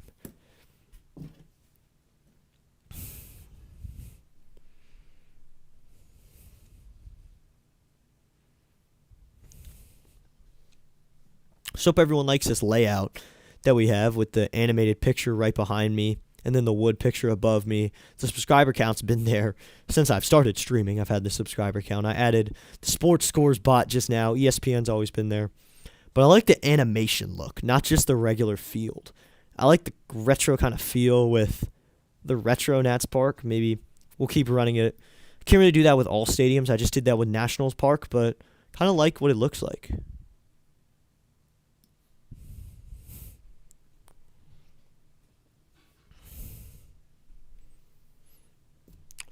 So we're not going to be live tomorrow. I have some things to do, but I'm lucky because Miles Michaelis is pitching tomorrow. And now the Nationals are first in the league in the NL. So they're first in runs in the league, and they're hitting 277, second in the league, 352, second in the league with on base, 808 with OPS, third, 14 home runs has them tied for third in the league in home runs, and slugging, they're 457th, they're fourth. So for the first time, we can say this for the first time in years, the Nationals are being good offensively. We haven't been able to say that in a while, but here we are saying that. Liberatore will work out of the wind. First pitch to CJ. Abrams takes it low and outside with a slider. It's a 1-0 count.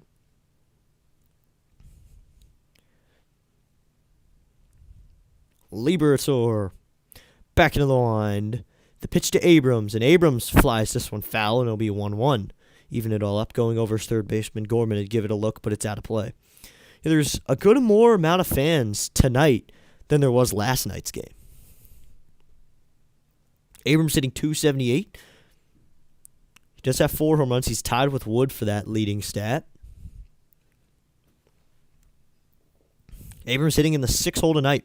The 1-1, and Abrams takes a sinker inside. It's a 2-1 count. What angers me is that Cavalli was the one who challenged that pitch last inning. That was annoying. Why was he challenging it? The 2-1 to Abrams, and Abrams takes outside with the fastball to 2-2. That one may have been out of the zone, but I don't think we should be challenging. It's annoying when we lose challenges, so maybe don't challenge that. Just play it safe, don't challenge as much. The 2-2. And Abrams takes a slider high and inside, almost got him, but it's 3-2. So it's 3-2, no outs. 3-2. No outs. Thanks for hanging out with me, everybody. We still got plenty of people in there. Say what's up in the chat. Here's the pitch, and Abrams lines this one into left center field. That's a base hit to start the inning. Fielded by Thomas Segasi, the left fielder. He'll throw it in, but it's C.J. Abrams getting this inning started differently than he started the second. He's going to start it with a base hit this time. And then I'll bring up Jacob Young, the center fielder, with no outs and a runner on first.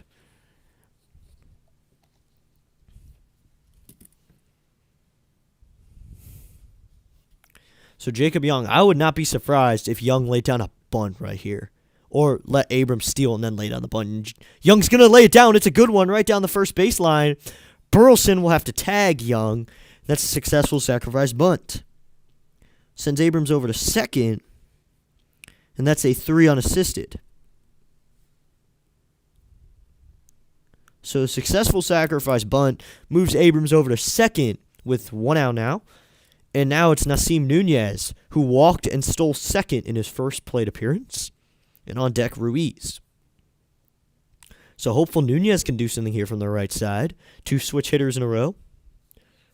One better on the left side. The other is kind of neutral. Nunez is kind of neutral with his sides, but Ruiz is obviously more powerful with the left side. And you've seen that in the way he plays.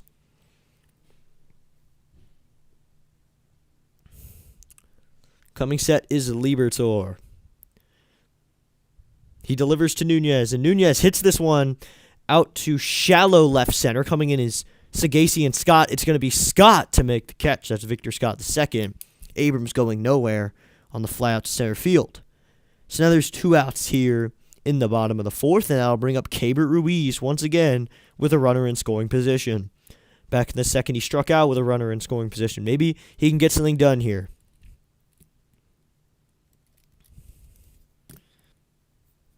Got a lot of fans supporting the pullover tonight, the batting practice thing, the hoodie. It's a kind of retro one. Kind of matches the city a little bit, the City Connect. It'll be Ruiz. Liberatore sets. And this is going to be an inside move from Liberatore, no throw over to second. Abrams did not even have that long of a lead either. Got a man in a Capitals jersey out there. Here's the pitch, and Ruiz swings and misses at a changeup, and it's 0-1. By this point, don't even turn around anymore, Ruiz. Just hit lefty. Ruiz has been splitting time a little bit with Drew Millis. So this is not a surefire thing for Ruiz. Drew Millis has been getting a starter role, too. They've been splitting it a little bit. The 0-1 Ruiz. Ruiz takes a changeup that's kind of low in the zone, but it'll be 0-2. Maybe that one was touching. I think it was there. Ruiz going to take a timeout with an 0-2 count. He'll step back in. He's 0 for 1 today. A home run on the season. It was from the left side. It'll be an 0-2 count here. The pitch. Ruiz blasts this one to center, but Victor Scott is there to make the catch, and he will for out number 3. Settle in the inning, 1 hit, and a man left on after the bunt sacrifice. It's 2-2 as we head to the 5th. It's going to be the top of the order. Weatherholt, Herrera, and Burleson for the Cardinals. We'll take a quick break here. We'll be right back. Just back in a moment.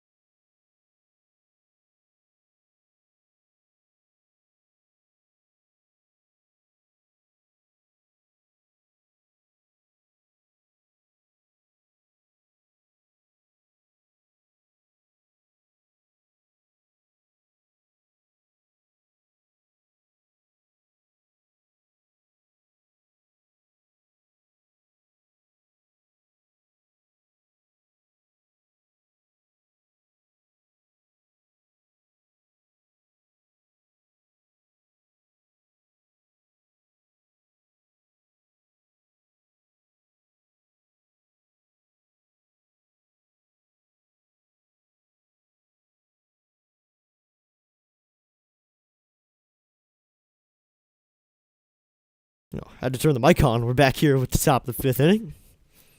It's going to be Weatherholt, Herrera, and Burleson for the top of the 5th inning. 2 subscribers away from 160. Let's hit it. I feel like we can hit it tonight, too.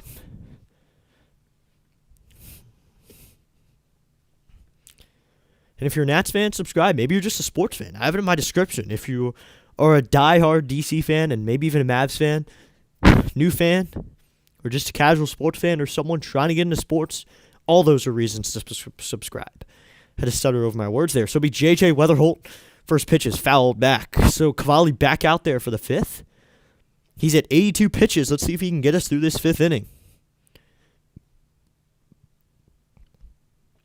0 for 1 Weatherholt. a walk, and a ground out. He scored in that first inning. Here's the 0-1. That clips the bottom part of the zone, and it's 0-2. 0-2, no outs. Top of the fifth.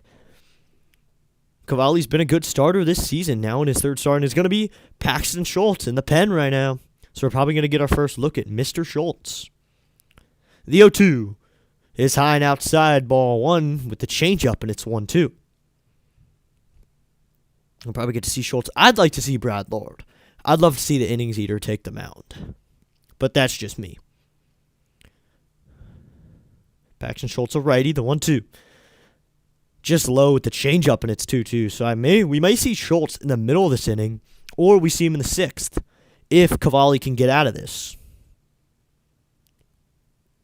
This will be 2-2, no outs. So Weatherholt, Cavalli, two younger guys on the playing field. The 2-2, the pitch. Swing, and it chopped off his leg, actually. So it'll be 2-2 again. That's off Weatherholt's leg. So we'll be right back at the count we were. So it'll be 2-2.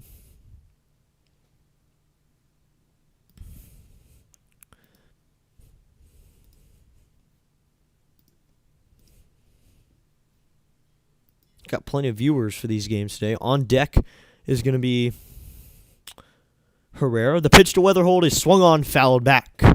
Got plenty of viewers in. Thank you so much to everyone who has hung out with me for today's stream. And maybe you're just hanging out to talk baseball. So it'll be 2-2 again. Weatherholt with a good AB here. Clock winding down. Cavalli into the wind. 2-2. Swinging a ground ball. This one is at the first baseman, Meade. He'll flip it up to Cavalli, covering in time for the out. And that's out number one here in the top of the fifth. It's a 3-1 ground out. A good there. Good PFPs there. So that's out number one.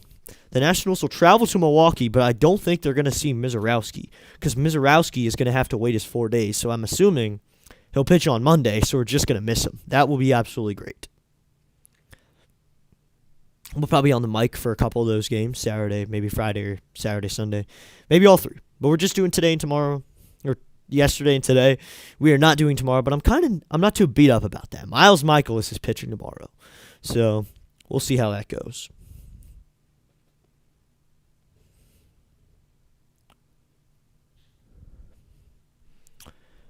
So to be one out now, and Ivan Herrera, the catcher. Here's the pitch from Cavalli.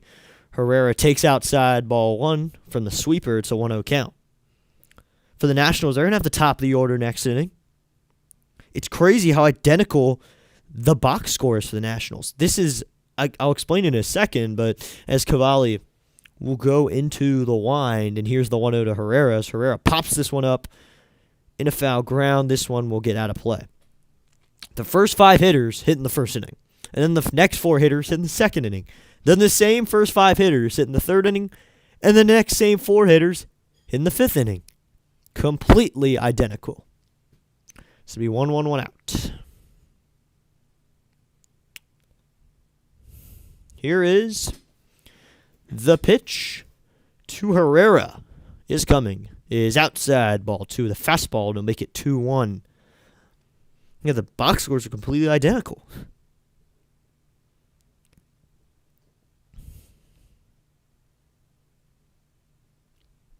One out. Cavalli into the wind. The pitch to Herrera. Herrera takes lone outside with a sweeper, and that'll make the count 3-1. Thanks to everyone hanging out with us with this live stream broadcast of today's game. We've gained already a few subscribers. We just need 2 more. 2 more subscribers gets us to 160. Then we're well on our way to the next few big goals. Cavalli throws a sinker in there, and it fills up the count. So now it's 3-2 that was in there. So the count is now 3-2. On deck is Alec Burleson, the first baseman. He's 1 for 1. He has a single and a walk. Now time called by Ivan Herrera. He'll take his sweet time.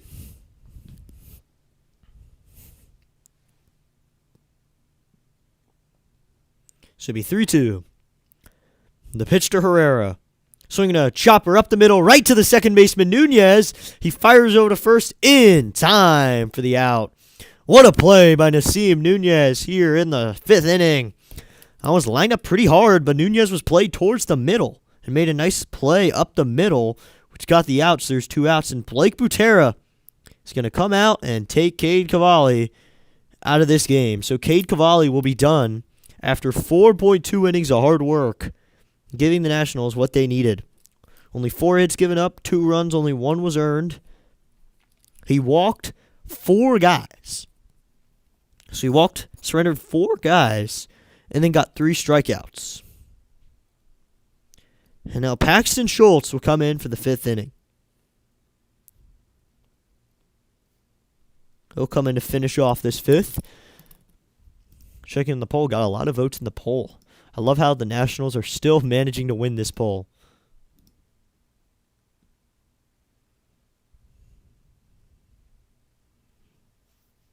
Paxton Schultz, who was rehabbing in Rochester at the beginning of his 2026 campaign, he's now up in Major League DC.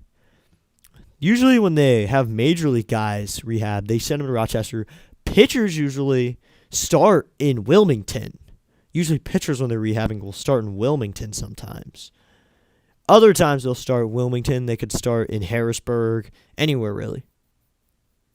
But he went straight to Rochester, probably because they trusted him a lot to get his work in there and do what he needed to do.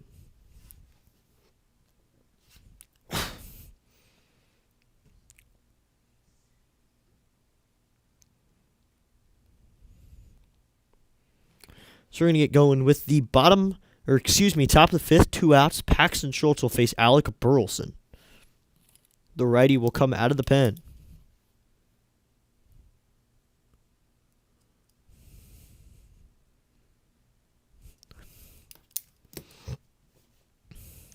We'll see what he can do for tonight's game.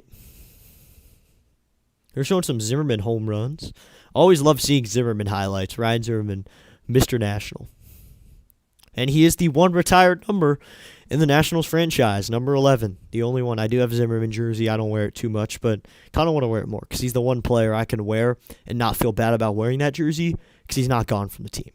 Paxton Schultz will now work against Alec Burleson in his 2026 debut. First cutter is out of the zone, just high, ball 1 at 87 miles an hour. This will be a 1-0 count.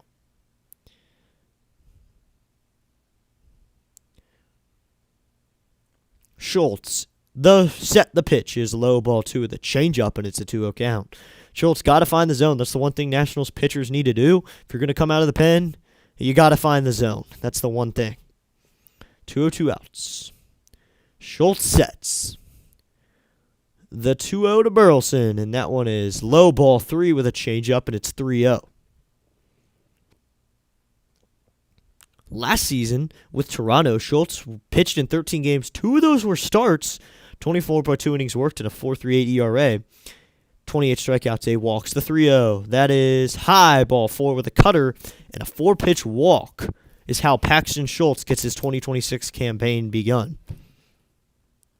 And Burleson has drawn 2 walks in this game. So now that'll bring up Jordan Walker, who is... Well, he reached on an air, and he struck out. I believe that counts to the stat line, so he's 0 for 2. But Jordan Walker, hitting .314. Had a home run last night in a clutch situation. First pitch to Walker is outside, ball 1 with a cutter. So that's ball 5. 3 home runs for Walker, 10 RBIs, and 960 OPS. Schultz sets. The 1-0 is coming. The pitch. That's a cutter that bends in there, called strike 1, and that makes it a 1-1 count. Finally, he gets a strike in there. That is what he needed. Love it when a guy gets some strikes in there. Schultz sets. Here's the pitch to Walker, and Walker flies this one out to right. Coming in is Weimer. Going out is Nunez. It's going to be Joey Weimer to make the catch for out number 3 and end the top of the 5th inning.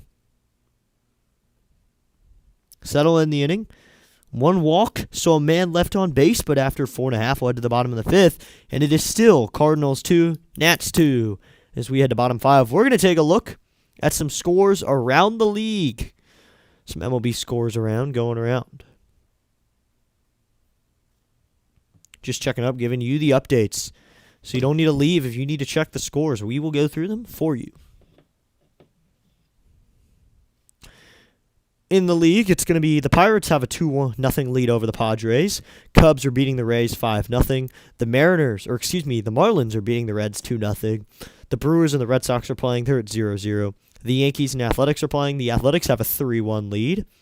The Dodgers and Blue Jays are playing. Dodgers have a 3-0 lead. Tigers and Twins in the bottom of the 3rd scoreless.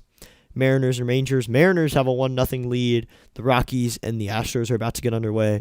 The Braves and the Angels yet to get going. Phillies, Giants yet to get going. And the Guardians beat the Royals 2-1.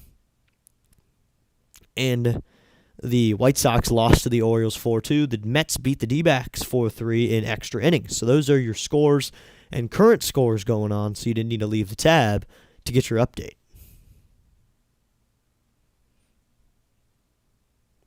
So there you go. Those are your scores. We'll head to bottom 5. It's going to be Wood Mead House, the top of the order up again.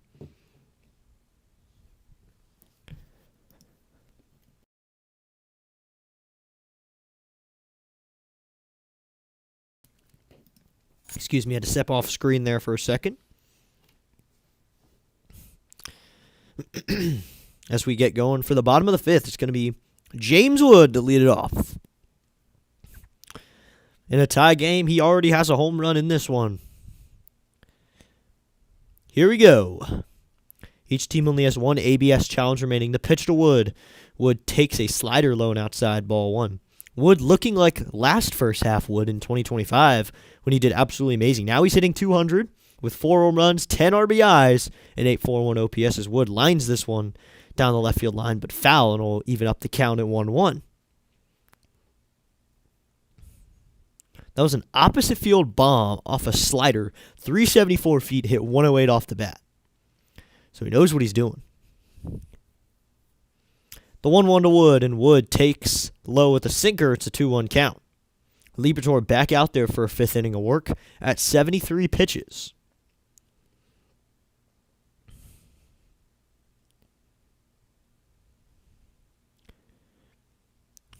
Here's the 2-1 to Wood. And Wood grounds this one fair down the first base line. Alec Burleson fields it, and he takes it himself to the bag for out number 1. So they finally retire James Wood for the first out of the inning. Took them 3 at-bats to do so. Into the bottom of the 5th, and they finally retired him. So now that'll bring up Curtis Mead, the first baseman. He's 1 for 2, strikeout and a single. Here's a pitch from Liberatore. Mead takes a curveball high and outside, ball 1. It's a 1-0 count.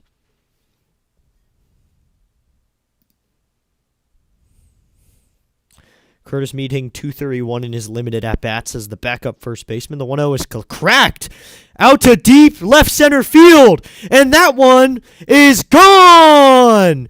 And the Nationals will take the lead here in the bottom of the 5th inning. Curtis Mead with a solo home run gives the Nationals the lead. Watch it fly, Curtis Mead. And the Nationals are putting the power into the stadium tonight. 2 home runs, and Curtis Mead getting number 1 early on in this season. And I had just mentioned he's the backup first baseman, and he does what a starting first baseman does. And he gives the Nationals the lead here in the bottom of the 5th inning. Watch it fly. Curtis Mead to left center field. First pitch to House is a strike, but it got the catcher. And he is down. Hopefully that catcher's okay. Curtis Mead. They're showing him now. He's completely bald on his head. Gives a visit to the red seats on that one. That one into the red seats in left center field, or you want to call that center, no matter what you think of Nationals Park. And Curtis Mead gets the light show going with a home run here in the bottom of the 5th inning. Gets to give a high five to Estevez, the third base coach, and around the bases. So the Nationals have a lead. So the catcher's still down after getting hit by that ball, making sure catcher Pedro Pages is okay. He's being visited by the umpire and the trainer. Hopefully he's okay. I think he is. Me talking to Weimer a little bit, but if Wood can't get a home run, why not give the two-hitter credit for the home run? That was a foul off of the catcher's chest and then got him in the slower side. Here's the pitch to House. House takes a curveball up high, ball one, so it evens it up at 1-1. So it'd be 1-1, one out. Liberatore in the line, the pitch to House, and House swings and misses at a curveball in the dirt, and it's a 1-2 count. That's a good curveball by Liberatore. House, 342 average, 2 home runs, 5 RBIs. Curtis Mead getting it done in the 2-hole. The pitch, and House hits a high fastball to right center field. This one won't get out, though. It's going to be Jordan Walker to make the catch for out number 2. That one had more on it, but it did not, and that's out number 2 here in the bottom of the 5th. Kind of a little too excited. I wanted to show a comment here that my friend Dan said.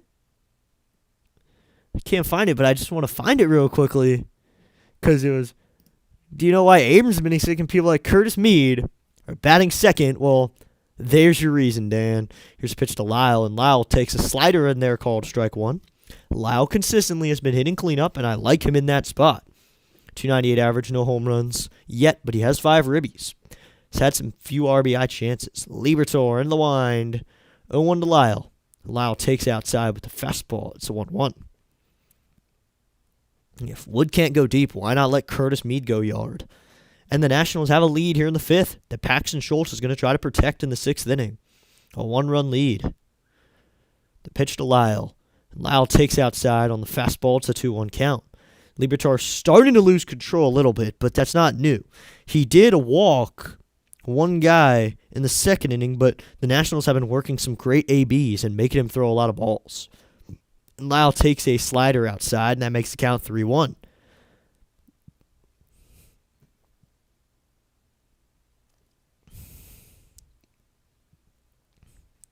Curtis Mead getting it done in the 2-hole. Love seeing Mead do that.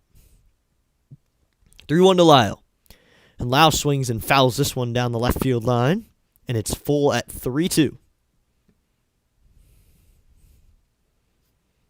Lyle had an absolutely amazing end of season last year. Was Player of the Year and Rookie of the Year last September. Had a great end of the season. Liberatore, 3-2, 2 outs. Into the wind. The pitch to Dalen Lyle. And Lyle takes outside, ball 4, and he's going to grab himself a walk here in the bottom of the 5th. So this will bring up Joey Weimer, who's 0 for 2. He grounded into a double play and struck out, but he's been red hot. He's been cooling down a little bit, but he's still hot. You cool down a 500-degree thing. After a few minutes, it'll be about 300 degrees, but it's not going to be cold yet. Joey Weimer's still doing things a hot hitter would. 435, 2 home runs, 4 RBIs. The pitch to Weimer is outside, ball 1 with a changeup, and it's a 1-0 count. Love to see Weimer get some stuff done right here, right now. It's usually him or Young, but Weimer in right field today. And Liberatore will throw back over to first. Last night, we saw some action for Tena in the DH position. But now you can throw Lyle in the DH position, have Wood in left. So Tena is not DHing tonight. He has an off night. But now Weimer can get into the game as well as Young. And Weimer grounds this one through the hole into right field. Lyle around second. He's going to head for third. Helmet goes flying off. We'll stop at third. And Joey Weimer has a single here in the bottom of the 5th inning. Joey Weimer just putting that through the hole. Past first base. In between first and second. Weimer just taking the ball late. Lyle was on the run. And Lyle's a hustler. So he got all the way to third on that. So now there's a runner in scoring position for C.J. Abrams, who had a hit off of Liberatore in the 4th. So just a single works. I mean, that could drive in a run here. More run support, the better. So Joey Weimer will have a chance to lead away from first. He got to pinch run last game in the 8th inning. Catcher Pages went out to quickly visit Liberatore, but he's back into the catcher position. Coming set is Liberatore. The pitch to Abrams. And Abrams swings and drives this one into right field. That's a base hit on the ground. Lyle will score. Weimer around second, headed for third. And C.J. Abrams on the first pitch swinging has an RBI single here in the bottom of the fifth inning. He scores a run. Weimer up to third. And there's runners on the corners with 2 outs yet again. This time a run scores. Once again, Abrams doing things out of the 6 hole that we like. He's 2 for 3. Last night he was in the 6 hole as well. And last night he didn't have a bad night either. He went 1 for 4 with a homer but drew a walk. He's not doing terrible out of this mid-lineup situation, and I like it. If it works, it works. And the Nationals have a 4-2 lead here, so I like Abrams in this position. So now it's going to be Jacob Young, the center fielder. Looks like Coach will come out to visit Liberatore. First official mound visit of the inning. Subscriber 159, thank you so much for hitting that subscribe button. We were one away. Thank you so much to you. Say what's up in the chat. Whatever you want to. Gordon Gracefo is warming up. Gracefo is warming up in the bullpen, or Gracefo is warming up in the bullpen for the Cardinals. Gracefo is warming up in the bullpen for the Cardinals. A righty in the pen. So they would go lefty to a righty. And now runners on the corners. And it's Jacob Young. He's 0 for 2. He had a sac bunt and a strikeout. Still looking for that first knock. He has a chance to drive in a run here. But thank you to subscriber 159. Thank you so much for bringing us one step closer to 160. Thank you so much. Here's Jacob Young. He's hitting 240 with a homer. Liberatore will throw over to first. Back in safely is Abrams.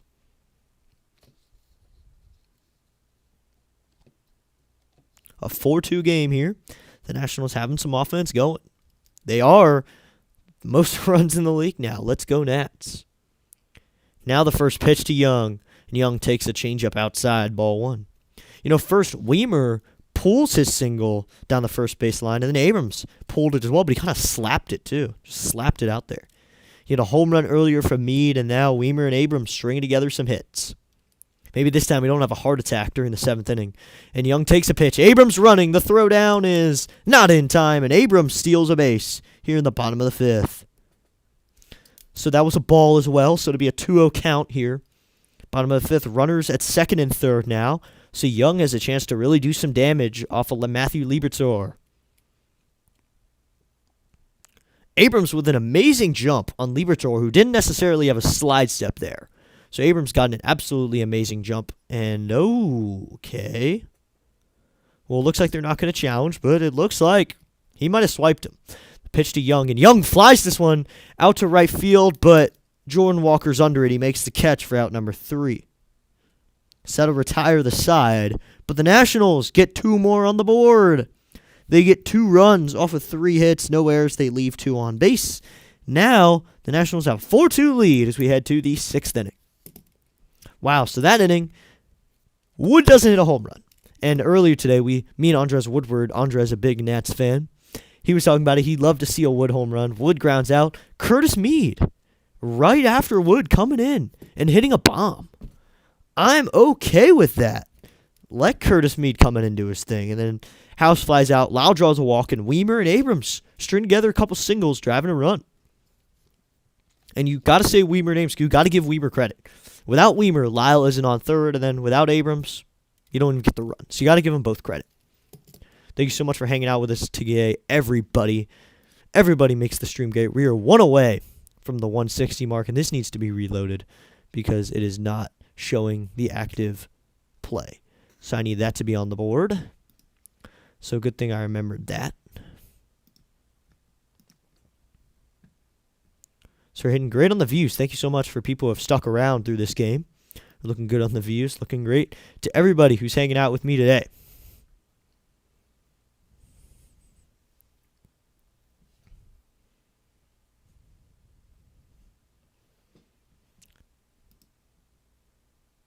So it's going to be Gorman, Wynn, and Gacy to hit for the Nationals here in the 6th.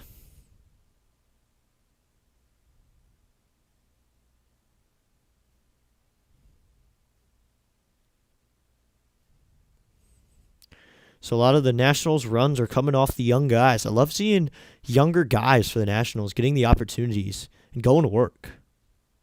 I love seeing the younger guys do all that, not just everybody else.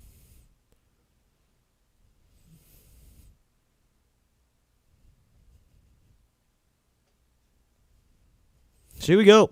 Top of the sixth, Schultz back out there. First pitch to the main man, Nolan Gorman, is inside, ball one with a cutter. 4-2 lead for the Nationals now, so we head to the sixth inning. Here we go. A 1-0 count here. We're in the sixth inning. Schultz sets. 1-0 to Gorman. And Gorman takes the fastball on the outside corner. That evens it all up at 1-1. 1-1, no outs. Gorman hitting .229 with 2 home runs, 8 RBIs. Schultz sets. The 1-1 to Gorman. And Gorman takes a fastball or a cutter in on the hands, and that'll make it 2-1.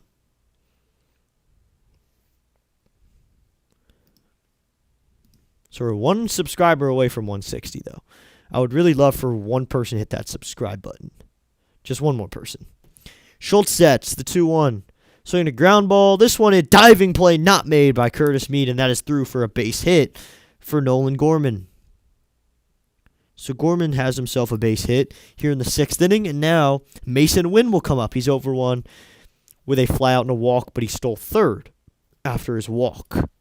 And there we go, 160 subscribers. Thank you so much to that new subscriber. We just hit 160. So we gained 8 during this stream. Thank you so much to every new subscriber. Thanks for hanging out with us today. And thank you to the current subscribers who keep that number up. But thank you to that new subscriber, number 160. Here's the pitch to Mason Wynn. That is in there, called strike one, and it's an 0-1 count.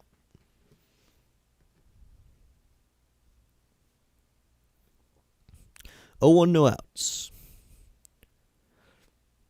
Schultz. Come set. Here's the pitch, and that is called strike one, and it's called strike two. It's an 0-2 count. Thought that was called strike two, but thought that was called strike one. Now it's 0-2. Leading away from first is Gorman, and Wynn up to bat in an 0-2 count. 182 average, no home runs, and 1 RBI for him, and a 513 OPS. Schultz takes a deep breath. He now goes to the plate. Whoa! That hit Mason Wynn in the head. So he's going to go to first. That one got him on the head.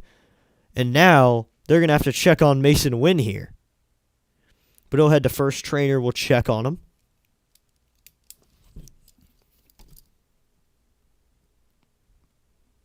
So that'll send him over to first. Schultz kind of threw that inside pitch, and it just nails Wynn in the helmet. Makes it fly off. Hopefully he's okay.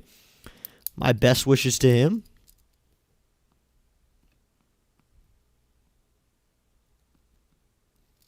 So now he's on first after that very scary hit by pitch. Hopefully he's okay. And he will be, so he's strapping on his sliding mitt. Now there's runners on first and second for Thomas Segasi. The pitch to Segasi is high and outside, ball one with a cutter from Schultz. 1-0, no outs.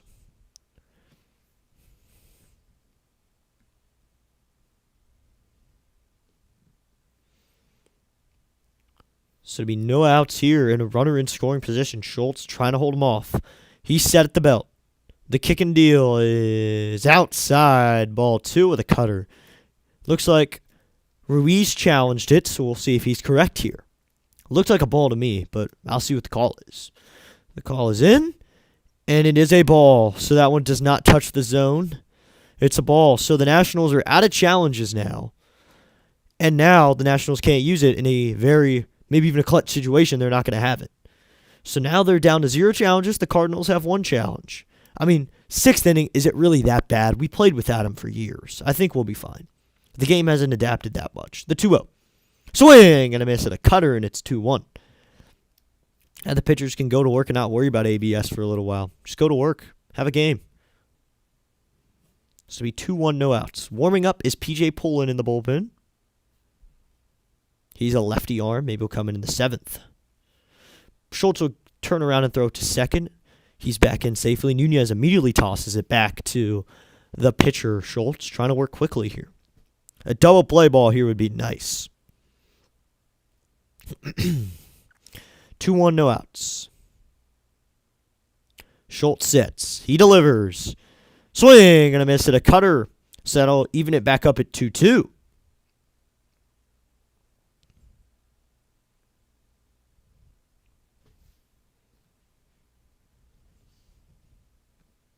So 2-2, no outs. Coming set of Schultz. Time called by Sagasi.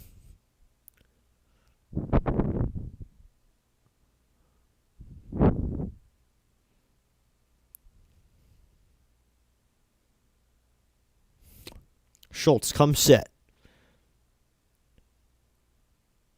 He delivers the 2-2. Swing! And a miss at a high cutter. Strikeout number 1 for Paxton Schultz, and that's out number 1 here in the top of the 6th. A clutch strikeout there. And that's strikeout number 1 in a good situation. Good time to do it. Get your first strikeout in a good situation.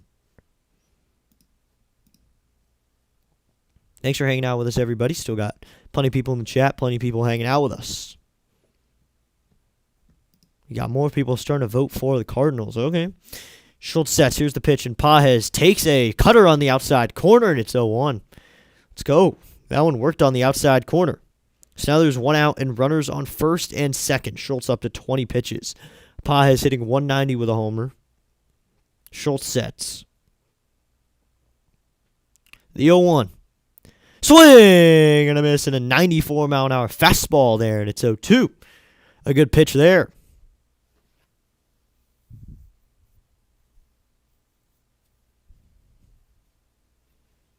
0-2, 1 out. Schultz comes set.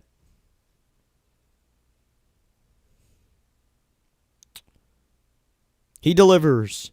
Low and outside. Gets away from the catcher. Throw over to third is not in time. So both runners will take a bag. And now the Nationals have some trouble with runners on second and third. They're going to give them a pass ball there. Or a wild pitch.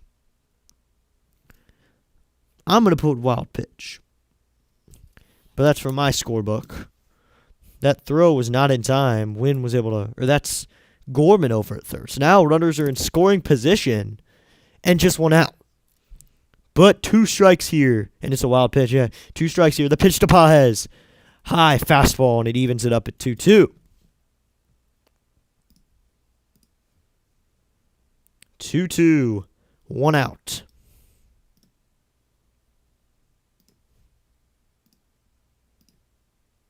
Schultz sets. The pitch to Pages. High ball 3 with the cutter, and it's 3-2. You do not want to lose him here and load the bases for Victor Scott II or really anybody with 1 out in only a 2-run lead. Get it? Keep this score to the 7th, and that'd be absolutely great. Schultz sets. The 3-2 pitch. Swinging a foul back, and we'll do 3-2 again.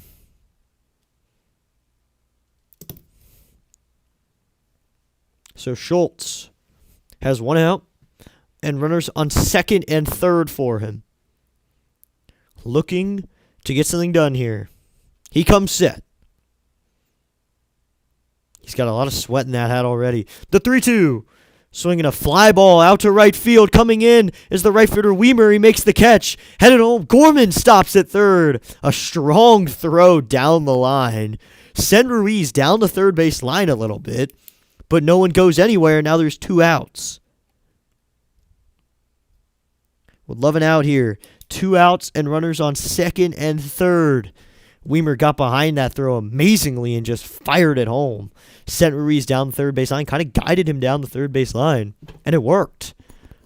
So I think that was actually a smart move, throwing it down the third base line.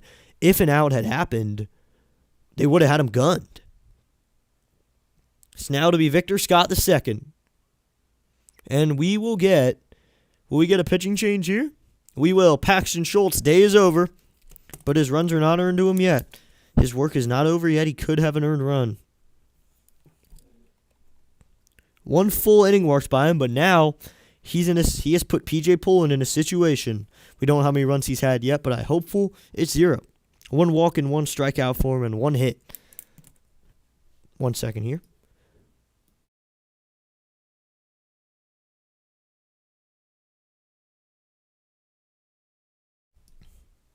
Just had to turn off the camera for a second. Thanks for hanging out with us, everybody. We're having a good viewership day today. Got plenty of views and plenty of viewers in. Thank you so much to everyone for hanging out with me.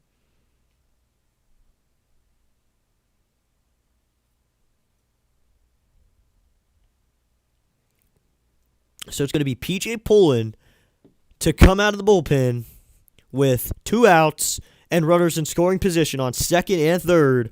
Let's see what he can do.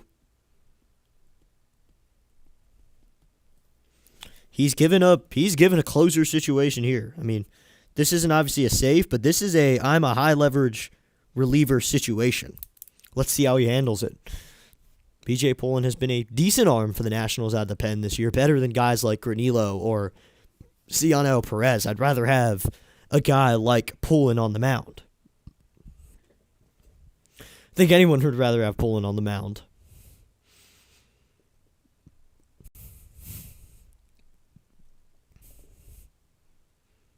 So here we go. He will have to face Victor Scott II. It'll be Victor Scott II against P.J. Pullen.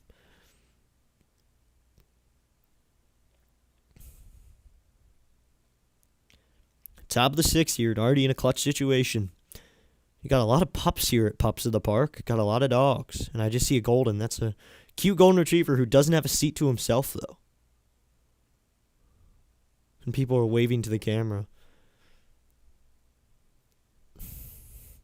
So now to be Pullen, the lefty. He has 5 games this season. 2 holds with a 5.40 ERA. Let's see what he can do. Here's the first pitch to the lefty. Check swing. Did he go? First base umpire says no. That's Barry over at first. This is a pinch hitter. We got a pinch hitter here. Urias pinch hits here. Ramon Urias will pinch hit. Pullen sets. It's a righty, and Ramon Urias will call time here. He's a pinch hitter here in the 6th inning. Trying to get something done. 313 average, 2 home runs, and 4 RBIs. He's a pinch hitter for Victor Scott II. So 1-0 count here. Pullen checks his signs. He comes set. Clock ticking down to 8. Pullen stays set. The 1-0. Just low with the changeup, and it's a 2-0 count. Just a bit low. So it'll be a 2-0 count with 2 outs. So not what you want there, but Pullen has been a surefire arm so far. Been liking what we've been seeing from him. And he started that one game. The 2-0. Low and inside, ball 3 with a sweeper. It's a 3-0 count. And Ramon Urias, a righty, maybe trying to get in Pullen's head a little bit, send up a righty in this lefty-righty matchup. It was previously a lefty-lefty matchup. Pullen sets. Here's the pitch. Inside, ball 4. And P.J. Pullen walks so the bases are loaded. So now that brings up at the top of the lineup and J.J. Weatherholt, who's 0 for 2, but he had a walk that he later scored in. And now it's a lefty-lefty matchup, bringing it back to what he wants. Maybe they wanted a lefty. So young guy in J.J. We'll see what he does in this situation.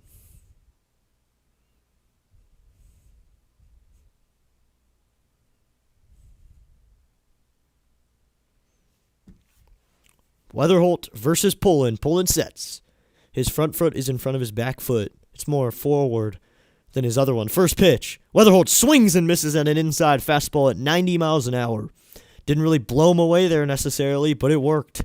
Weatherholt's hitting .263 this season, has a home run and 4 ribbies with a .725 OPS.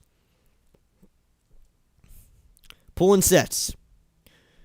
0-1 to Weatherholt is outside with the sinker, and it's 1-1. Just lost control of it a little bit there, or he wanted it on that outside corner. That would be smart. Maybe he wanted it there. Ruiz calls a sign for Pullen. As Pullen That's right, we've just crossed 200 views. Thank you guys, everybody, for tuning in with us. Pulling sets. The 1-1 is outside ball 2, and that makes it a 2-1 count. 2-1, 2 outs, bases loaded. 4-2 lead for the Nationals. If you're just joining us, thanks for tuning in. This is District Nation covering the Nationals-Cardinals game. Pulling comes set. The 2-1. Swinging a ground ball fouled on the first base line. Curtis Mead watches it. A ball boy will go get it, but it is 2-2. 2 outs. Bases loaded. We'll see what happens. This would be a big situation. Weatherholt facing Pullen. Pullen gets his sign. He comes set. Taps his foot a couple times. He delivers. Swing! And a miss, and a fastball up in the zone at 90 miles an hour. And there you go. They're out of the 6th scoreless. There you go. P.J. Pullen getting out of the situation that Schultz put him into a little bit. And Pullen likes what he sees, a little yell at the end. And that'll end the top of the 6th, and we'll head to the bottom of the 6th inning in D.C. Now, no earned runs now for Schultz. Pullen comes in and saves his butt a little bit. 1 hit in the inning. 3 left on base. And now we'll head to the bottom of the 6th. It's going to be Nunez, Ruiz, Wood. And the Nationals have a 4-2 lead over the Cardinals. Wow, good situation there. The Cardinals needed a run. I mean, that was probably what the coach told the team in general. That inning, they needed to run. They needed to run. And first off, Schultz did not have the best outing of his life. He didn't come in and shut them down through 2 innings. I don't think the Nationals expected him to do that. But he did his job. Maybe he didn't do it perfectly. He gave up a single, hit by pitch, strikeout, flop. He got 2 outs. And then Pullen walked a guy, so he put him into that situation. He put himself into that bases-loaded situation. It should have been a 2-runner situation. But the good thing is he got to face a lefty in J.J. Weatherholt and took care of business with a strikeout. That's how you do it. I think that's how this new Nationals team is going to run. They're going to be clutch. I think the Nationals want to be clutch this season. They want to see if they can end up playing in October. And not just a regular game in October. They want to play to October 10th. And I think the Nationals are capable of doing it. I think there is the chance still on the field the Nationals could be in the playoffs. And I don't think it's crazy either. I don't think that's crazy at all.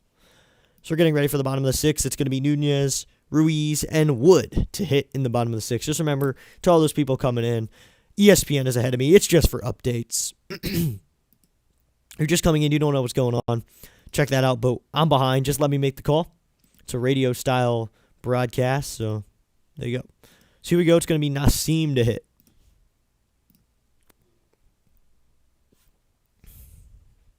Bottom of the 6th.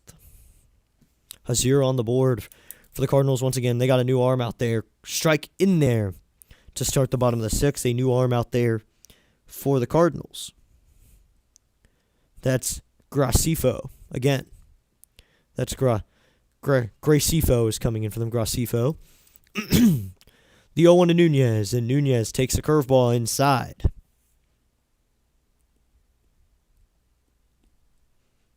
This is Gordon Gracifo. He's coming in for the 6th inning after Libator has his innings. Here's the pitch to Nunez, and Nunez check swing, yes, and it's a 1-2 count. I think it was looking, though. We'll make it a 1-2 count.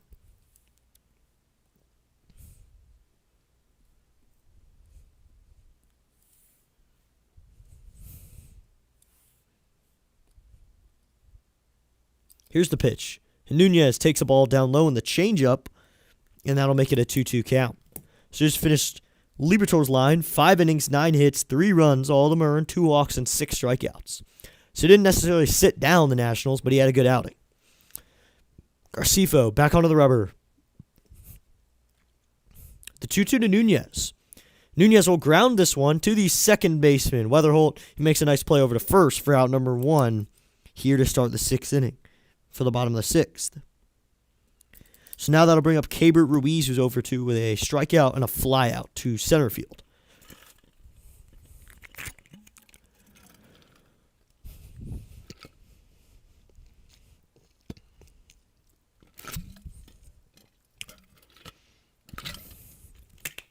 So already a quick out here for Gracefo. Now face Cabert from the left side now. First pitch to Ruiz. Ruiz grounds this one down the third baseline and foul. That one went off the end of the bat, and it's 0-1.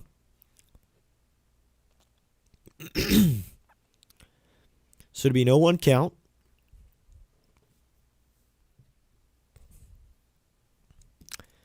Here's the pitch to Ruiz. And Ruiz drives this one deep right field, but Walker is there to make the catch for out number 2. He got the high fastball he wanted, but didn't get the best piece on it. That'll bring up James Wood, who's 2 for 3. He has 2 games in a row with a home run.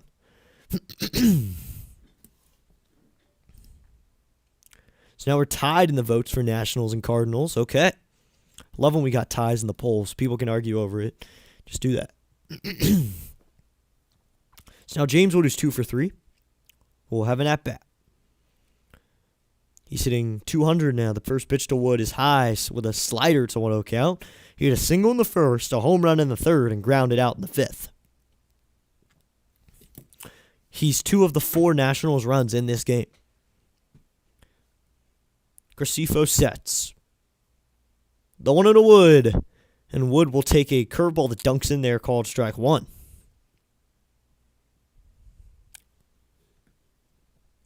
So it'll now be evened up at 1-1 with 2 outs. Clock winding down. Gracefo delivers to Wood. And Wood takes it in the dirt with a changeup, and it's a 2-1 count. 2-1, 2 outs.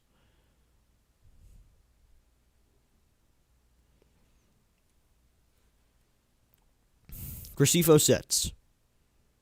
Here's the pitch to Wood. And Wood takes inside with a sinker. It's a 3-1 count. A challenge from the Cardinals catcher Paez. But I think this one is going to be inside.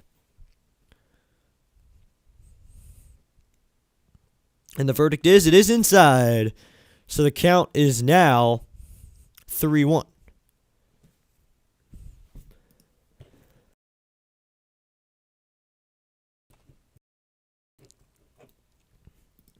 So now we're back. Just had to go off screen there for a second.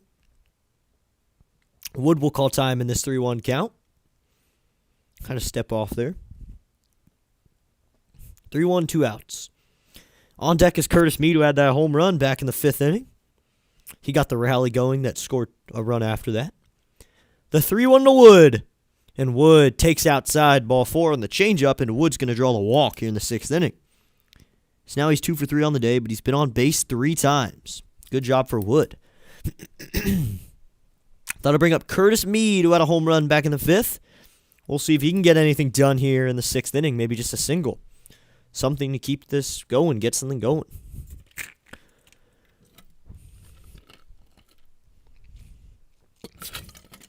First pitch to Curtis Mead.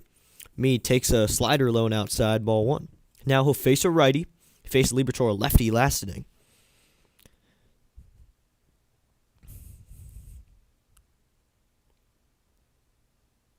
Here's the 1-0 to Mead.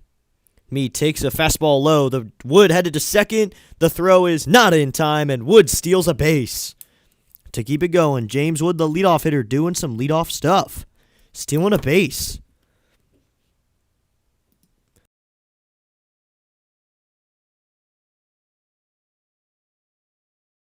James Wood doing it all. So it looks like the Cardinals will take us. No, they won't. So on a 2-0 count, that was a ball, by the way.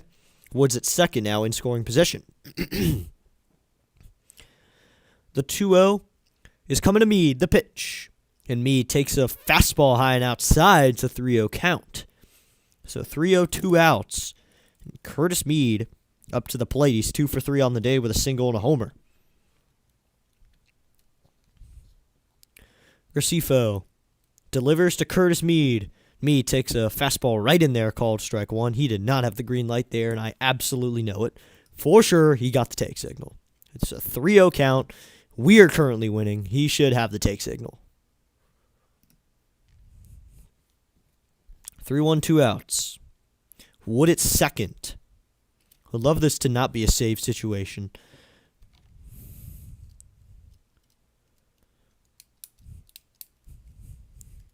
Here's the pitch to Mead. And Meade will drive this one up the middle. That's a base hit into center field. Wood rounding third. He's going to score. And Curtis Meade drives in yet another run out of the 2-hole. With a base hit right up the middle, he scores James Wood from second. It's now the Nationals 5 and the Cardinals 2. Curtis Meade getting it done in the 2-hole. Every time Wood has done something, almost every time, he's been able to capitalize. He's 3 for 4 on the day with 2 singles and a home run. He's doing it right now in the 3-hole. Wow. Go Curtis Meade. And now he's on first with 2 outs. And that'll bring up Brady House. And House hits this one straight back, and we'll do 0-1 now. Getting it done in the 2-hole. Has an opportunity to hit high in the order right at that 2-hole, and he takes advantage of it. Gracefo comes set. He's going to go pick over to first. No tag from Burleson, and Meade is back in safely.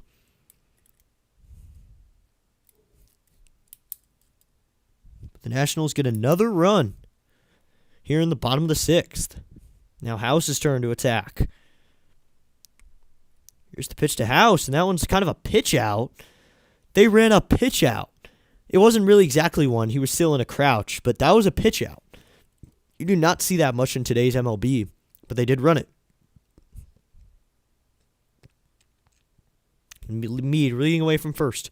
Big lead from Meade, jumping around, being annoying. The pitch to House. He fouls that one back, and now it's 1-2. 1-2, 2 outs.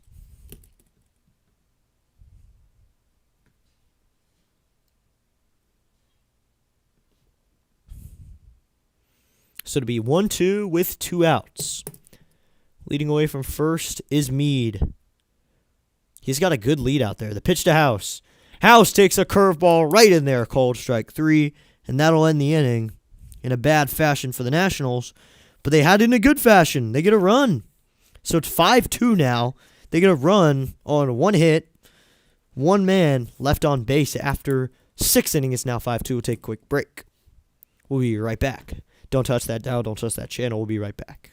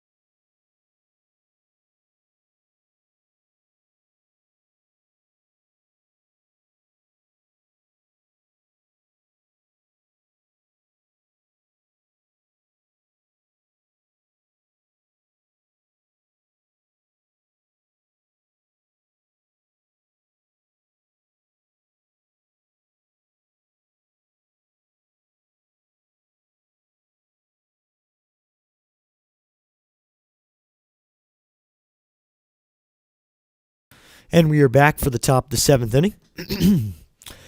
Top of the 7th inning. It's going to be Herrera, Burleson, and Walker to face P.J. Pullen, I believe, is back in the game. Thanks for tuning in, everybody. Top of the 7th. And it will be Pullen back in to face Herrera, the righty. Herrera takes a fastball upstairs for ball 1. It's going to be Lyle Weimer Abrams for the bottom of the 7th. But don't think too ahead. Nationals have a 3-run lead here. Pulling sets. 1-0 to Herrera's coming. The pitch is high ball 2, and that makes it a 2-0 count. So 2-0, no outs. Ivan Herrera's the designated hitter today, with Pajes doing the catching. He did the catching last night, though. So Herrera's catcher, then DH. The 2-0. This one is right in there, called strike one with a fastball. It's a 2-1 count. It's belled high right there. I mean, you're probably not going to get a better pitch tonight than that.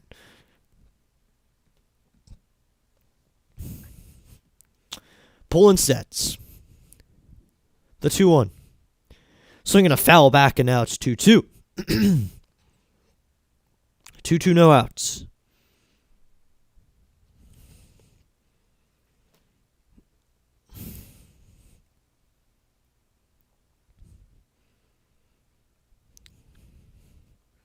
So if you didn't know, I believe this is right, but I was just thinking about this 2-2 pitch. Swinging a fly ball, deep left field. That one is going to be foul, just foul into the stands. The Nationals go to Fenway this year. I have been to Fenway Park, but I've never been there for a Nats game. But we got a fan, got a ball, and he's really happy about it. This would be 2-2, no outs. We do go to Fenway this year, and I hope to cover that game because going to Fenway is always fun. Especially in the summer. I'm assuming it's better in the summer. Just like all stadiums. The 2-2. Check swing, and that's high ball 3, and the count is filled up to 3-2. Pulling, working on 3-2. Working the 7th. He comes set. Here's the pitch. Swinging a fly ball, deep left field, but it's foul again. So Ivan Herrera's just a little bit early on all these, and they're all just going barely foul.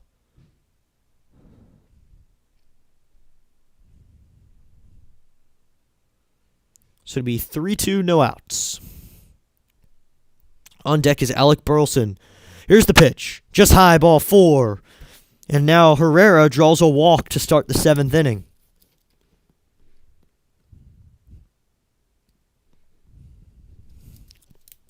This is unusual. 10 games in the season. We're already 11 games in the season or so.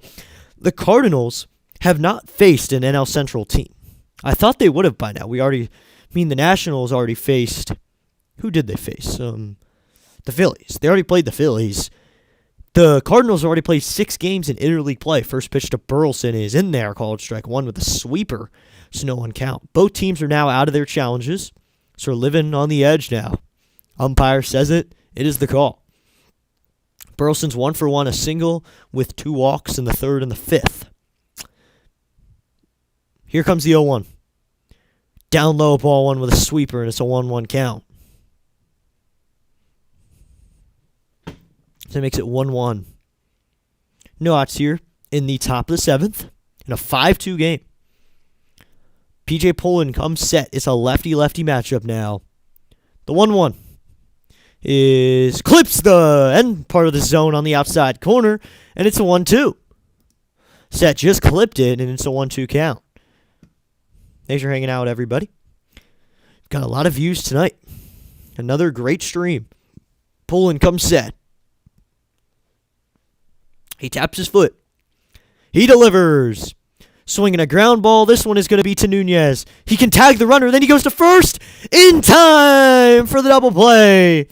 That was a soft grounder, and Nunez was able to tag Herrera running to second and go to first with it for an easy double play. So Nasim Nunez getting it all done here in the top of the 7th. He was able to tag Herrera, who tried to evade the tag, and then he went to first with it for out number 2. So that's a double play on a 4-3.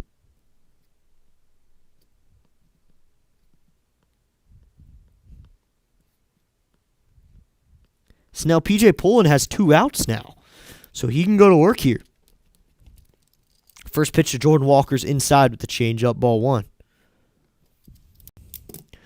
So it is a 1-0 count with 2 outs.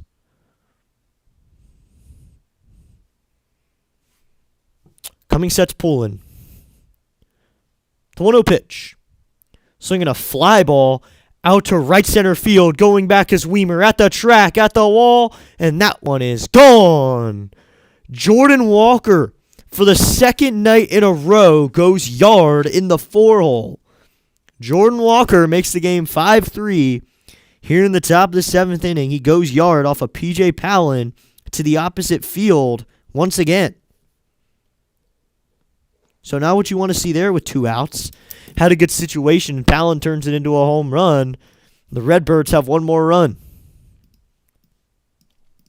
Not what you want there.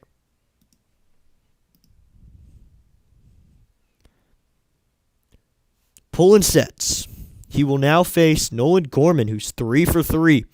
First pitch to Gorman, and Gorman takes a sweeper that dunks into the zone, and it's 0-1. Kind of swept its way right into the zone. Jordan Walker's been pretty good, and he has his second home run to the opposite field again in Nationals Park. Pellin sets are pulling. It's pulling. I've heard that it's pulling from other broadcasters and friends. The 0-1 is going to clip the outside part of the zone, and it's 0-2. That was in no way, shape, or form a strike, but we're there, and it's 0-2. Nolan Gorman already hitting .250, 2 home runs. Pulling sets. The 0-2. Swinging a foul back. This one might actually be caught by House in a foul ground. Brady House cannot make the catch. Gets away from him.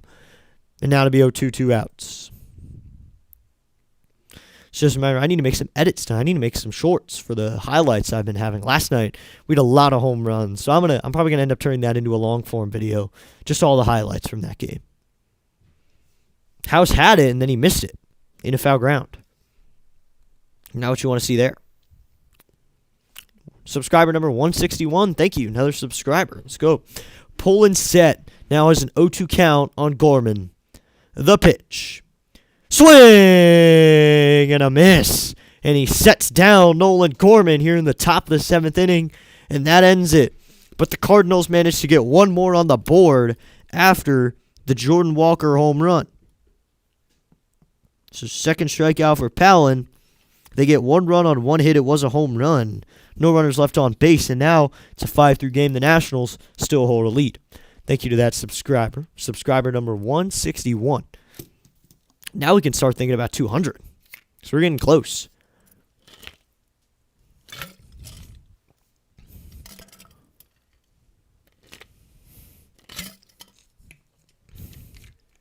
For the 7th, it's going to be Lyle, Weimer, and Abrams, 4, 5, 6. 3 guys who already have a knock in this game. The 7, 8, 9 hole have not had a hit, though. 1, 2, 3, 4, 5, 6 hitters in the lineup have had a hit. Young, Nunez, and Ruiz are yet to have a hit. So let's hope those guys can get on the board, maybe on the hit board. Be nice if they could.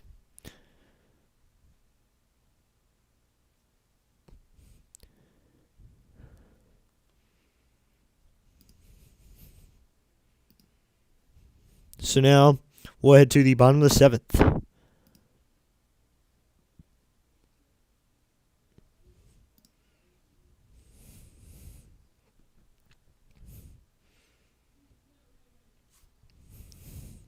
Let's hope the Nationals can hold this. They'll have to pitch in the 8th and the 9th.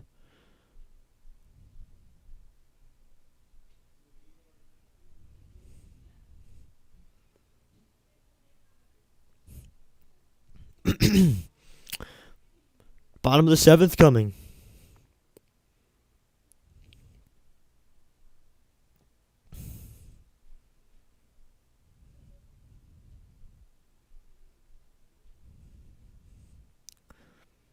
So here we go. It's going to be Dalen Lyle to hit. Thought that was Nunez for a second. Here's the first pitch. Same pitcher in. First pitch to Lyle. That's a curveball that bends in there, called strike 1. So once again, neither team has an ABS challenge left now. So the umpire's call is the call. It's 2025 baseball now. We're just a year behind now. Here we go. The 0-1 to Lyle. Lyle takes outside ball 1. It's a 1-1 count.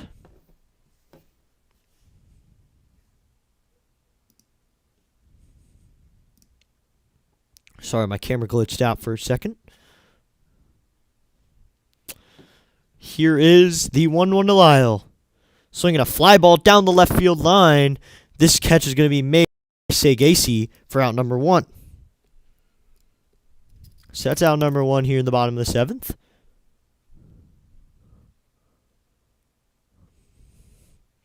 So out number 1, that'll bring up Joey Weimer. Joey Weimer's had a pretty good day. He has 1 hit. He got into a double play, struck out, and has a knock. So that's his line for him. Lyle has been 1 for 4 Lyle is 1 for 3 on the day. Here's the first pitch to Weimer. Weimer takes a fastball that bends the bottom part of the zone. So Weimer's going to take a timeout immediately. Wow, don't see that too much where he just takes it immediately.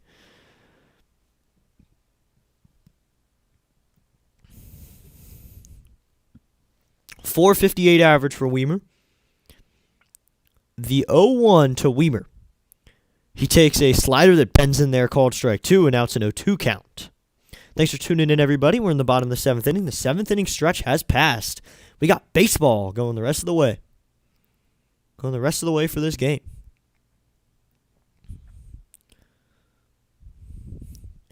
Here's the pitch, and Weimer takes a ball that's in the dirt, so it'll be a 1-2 count. 1-2, 1 out. Let's hope no big rallies happen now in the 8th or the 9th. Hopefully the Nationals can just hold them. Looks like Pullen's going to be done just by looking at him on the dugout. So we'll see someone new in the 8th.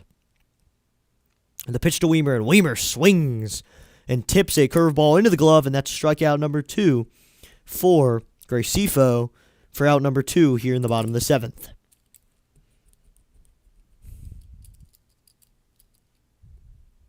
So now that'll bring up C.J. Abrams. He's 2 for 3 on the day, a strikeout and 2 singles. So Gus Varland is currently in the bullpen warming up. So I assume we're going to see Mr. Gus. Abrams takes a fastball high and inside, ball 1. So it's a 1-0 count. Abrams hitting .316 on the year, 4 home runs. He's been red hot as well. 14 home runs with a 1.041 OPS. The 1-0 to Abrams. Abrams takes the ball down low in the dirt, so it's a 2-0 count.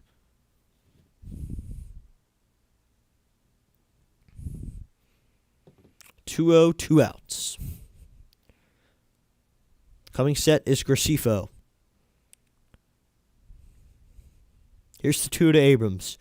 Abrams takes a fast sinker inside. It's a 3-0 count. So it's 3-0, 2 outs now. Gus Varland's still warming up. The Nats fans are still here. Still got a good amount of crowd. But then these fans who are going to the games are in for something special this season. The pitch to Abrams, and Abrams takes a fastball that clips the top part of the zone, and it's a 3-1 count. I think Gracefo was just thinking throw a strike there. Almost missed it, too. He almost didn't hit the strike zone. Coming set is Gracefo. Here's the pitch to Abrams. And Abrams takes a fastball upstairs, and he'll take a walk here in the bottom of the 7th. So with 2 outs, Abrams manages a walk. And that'll bring up Jacob Young. He's 0 for 3 on the day. Now this bottom part of the order is 0 for 8 on the day with a walk, and that's all they've really been able to do. And steal second. That was Nunez on the walk and the steal. They have a sack bunt. C.J. Abrams has reached base safely in all 11 games he's played in this season. Let's go. So that'll be Young. Young been pretty decent offensively. First pitch to Young. Abrams going. The throw down is not in time and gets away. And Abrams will be able to go to third. The throw, not in time as well. So Abrams takes second and then takes third on an error. So now he's at third base. There you go. Get something going. Abrams manages his way to third base on that. Manages his way to third base. The throw was kind of wide left. Weatherholt couldn't make a good pick, and Abrams just kept running. Now he's at third with 2 outs. So Young can have a hit here and drive him in. 1-0 to Young. Swinging a ground ball. The third baseman grabs it. He'll go to first with it. And that's out number 3, inning over on the 5-3 ground out.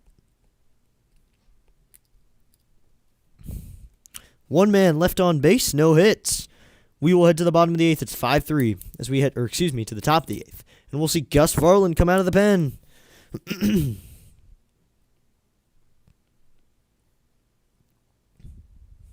Gus Varland will come out for the 8th inning.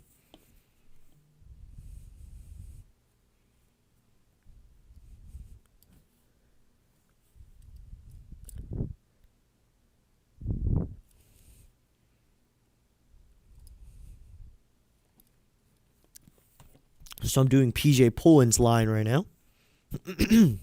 He did not give up a hit, and he had 2 strikeouts.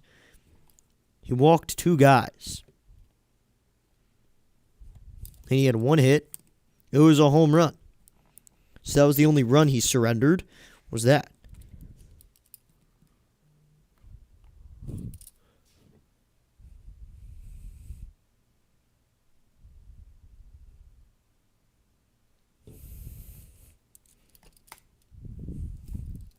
So his only hit was the bomb, but he's a 5-3 game going.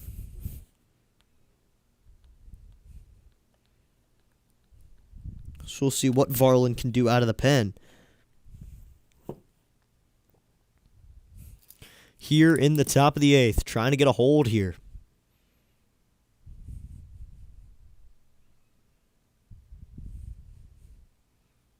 Here we go. Thanks for tuning in, everybody.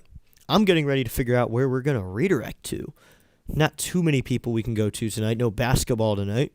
But if there's someone streaming, if anyone has someone they want to be with, you can give your recommendation. Looks like Fitzy's streaming the Sox, so we'll probably end up with Fitzy depending on where his game is.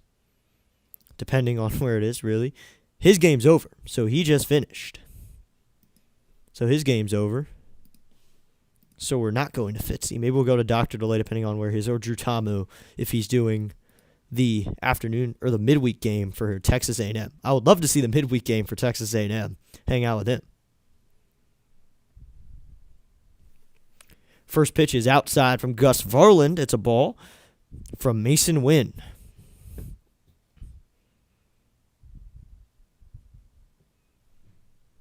So it'll be 1-0. Varland sets. He's a righty. The pitch to Wynn is in there, called strike 1. Does Wynn thought he had a challenge? He does not.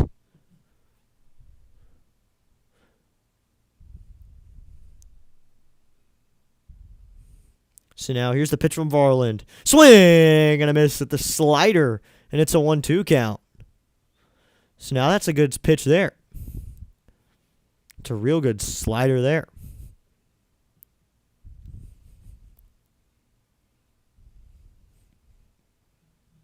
So now it'll be 1-2. The pitch to Wynn. Swinging a fly ball down the right field line, but that one will be foul.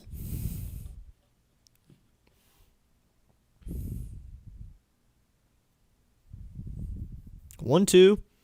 Here we go. The pitch is high, ball 2. So it's a 2-2 count with no outs. Looks like Thomas Fitzpatrick and their viewers just joined. Say hello. What is up, everybody? If you're coming over from Thomas Fitzpatrick, what's up? Thanks for tuning in. We got some Nationals baseball over here. The pitch from Varland's way inside. Did that get Wynn on the head again? I think it did. Or it did not. So he is going to be okay. Looks like he's good. Said I'll fill up the count to 3-2. We got more people voting for the Cardinals. I think Thomas Fitzpatrick knows all about our poverty pen. The pitch. Wynn takes a fastball, or that's a slider high. And Gus Varland is going to walk his first batter here in the 8th inning. So there's a runner on first immediately. Welcome to the Nationals pen if you're just here. If you're just joining me, you know about the Nationals bullpen. We're witnessing it right now. They got a 2-run lead here. Let's see if they can hold it.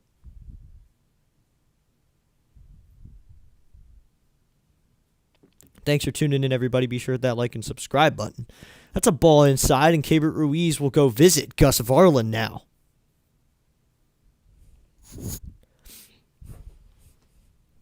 (1-0), no outs. So Wynn now stands at first, and this is Thomas Sagasi, and Simon Matthews will come out and now talk to the entire infield in this situation. Looking to see if the Nationals can get out of this.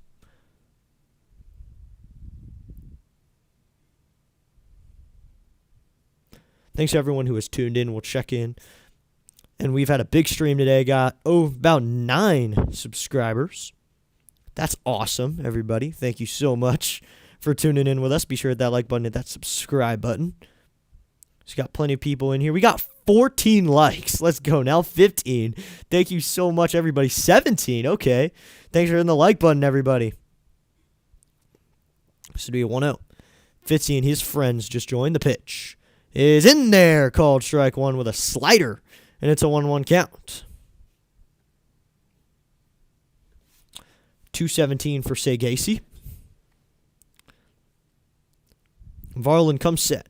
The pitch. Swinging a ground ball foul down the third baseline. It'll be 1-2 now.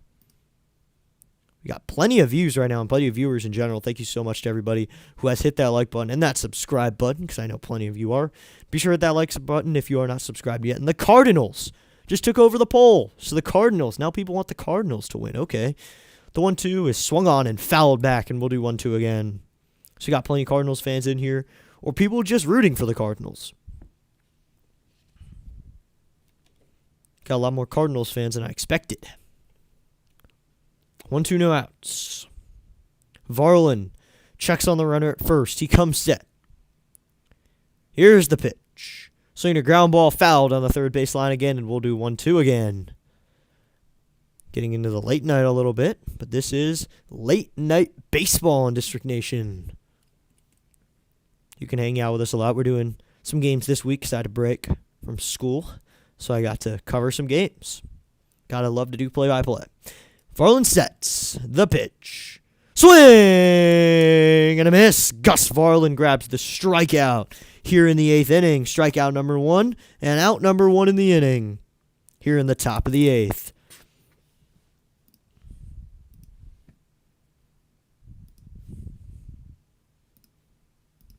So now that'll bring up Pedro Pajes. That is not Andy Pajes. This is Pedro Pajes. Just messed that up in my head.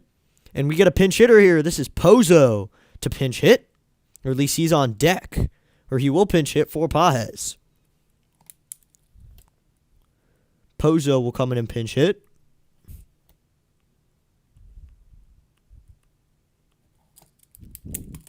So Pozo will pinch hit here. 1 out. Varland sets the pitch to Pozo. Down low, ball 1 with the slider.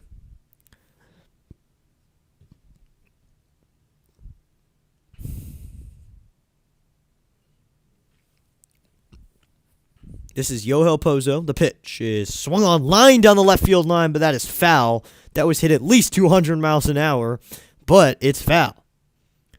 So just execute it. Long strike, man. Execute it. That's just a long strike. If you can see it like that, we'll be good. That'd be really nice here. Let's go, everybody. Thanks for hitting that like button. Everybody who's in the chat. People who joined over from Fitzy. Thanks for coming over. Here's the pitch. And Pozo swings and drives this one out to right. But Joey Weimer's under it. And he makes the catch for out number 2 here in the 8th. And that retires Yohel Pozo. And now this will bring up Urias, who Ben just hit. Excuse me. Back in the 6th. Excuse me. Back in the 6th inning, he pinch hit.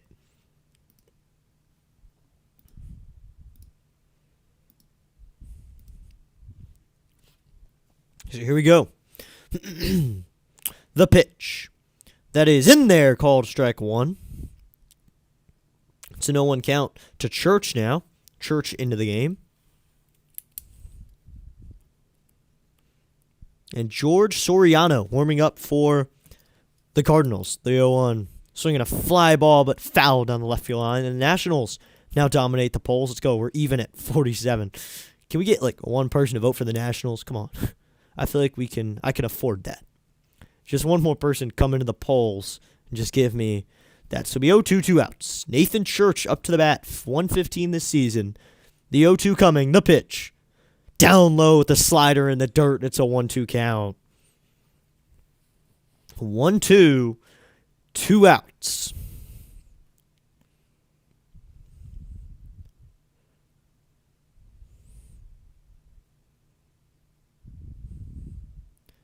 Varland comes set. 1-2. Swinging a fly ball. Deep right field. Going back is Weimer at the track, at the wall. And he can't bring it back. This game is tied at 5. Gus Varland gives up a home run to Nathan Church. And this game is tied here in the 8th inning. Wow, not what you wanted there. Nathan Church goes yard, and the game is tied. We were skating on thin ice the entire time for this entire game. And until Gus Varland came in, it was thin ice. I mean, he just happened to be the guy who gave it up. So Gus Varlin is the one who gives up the run, and the Cardinals take the lead here in the 8th. Now it'll be Weatherholt who gets a strike, and it's 0-1. So the Cardinals are now tied with the Nationals at 5. Here we go.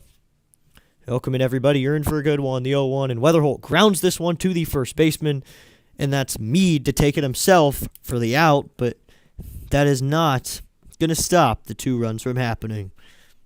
So now the Nationals are going to have to get another run on the board if they want to win this one. 2 runs here in the 8th on 1 hit. No runners left on base. So we head to the bottom of the 8th inning. It is now tied at 5 apiece right here on District Nation with some Nationals baseball. Once again, if you're coming over from Fitzpatrick, thank you so much. Thomas Fitzpatrick's channel. Thank you so much for hanging out with me tonight for this night game. I do the same as he does, but I cover the Nationals instead of the Red Sox. If you're just joining me, be sure to hit that like and subscribe button. I've seen a lot of you have already hit the like button, so thank you so much.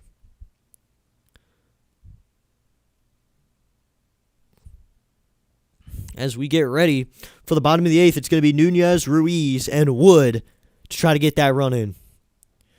I would like Wood to do something similar to what he did last night, because he had a game last night. He surely had a game last night. So we'll see what he can do.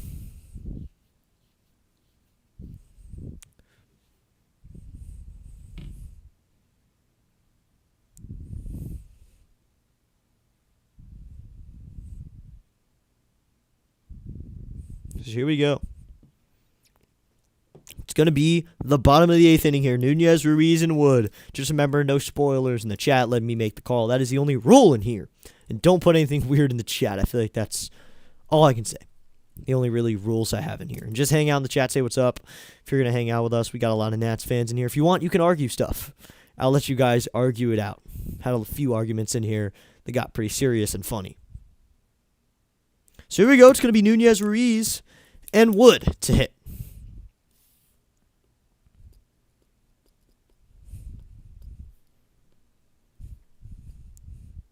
Gracefio is going to work 2 innings, and he's done. He gave up a run on 1 hit. It was earned. He walked 2 guys, and he struck out 2 as well. But Wood has a night going, so we'll see what Wood can do. Wood has had a night. 3 hits on the day. We'll see what he wants to do in tonight's game. He'll hit 3rd in the order in this inning. And now to be Soriano to come in for the Cardinals out of the pen, the second righty out of the pen. First pitch, and Nunez grounds this one right to the second baseman. He'll make the play and go to first with it for out number 1.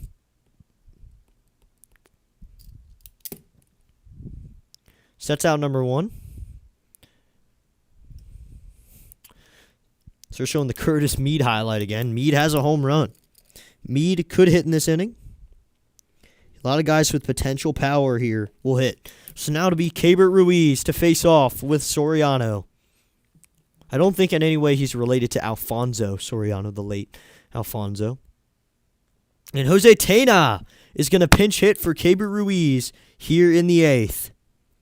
A guy with some good power and probably sending up the lefty. But one's a lefty, one's a switch. Here's the pitch to Tena. Tena takes a fastball in there called strike 1. Just clipped the top part of the zone. We'll look at George Soriano. 4 games, a hold, a 4.50 ERA. So he's not perfect. And that's the thing we know. No pitcher and no bullpen is perfect. The 0-1. And Tena lines this one down the right field line, but it's foul. Into foul ground. Threatening there for the Nationals. But they cannot get anything to happen, and now it's 0-2. As I said earlier, just execute it. It's a long strike. So now in the 9th inning, you'll see Herrera, Burleson, and Walker for the Cardinals. It'd be nice to get a run here, though. So now Soriano has an 0-2 on Tena. Here's the pitch. And Tena swings and misses at a changeup that goes low and inside on him. And that is strikeout number 1 for George Soriano. And out number 2 in the inning.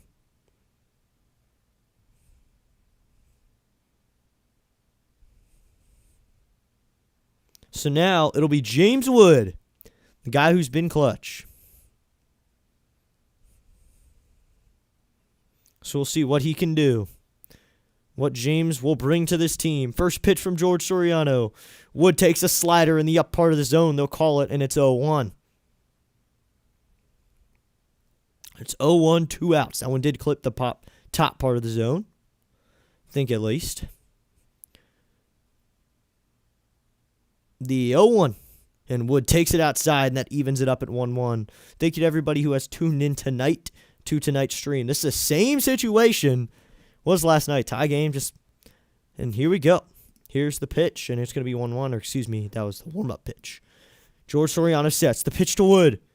Wood swinging and a foul off. We're at 299 views. We're about to hit 300 on the night. Thank you, everybody who has tuned in tonight to tonight's stream. So it'll be 1-2, 2 outs. Wood has been better than anybody in these situations, though. I wouldn't want to face him, and I don't think the Cardinals want to either. The 1-2 to Wood. Wood takes a slider just on the outside corner. No challenges left for the Cardinals. Catcher Poza wanted to challenge that. But he doesn't get it.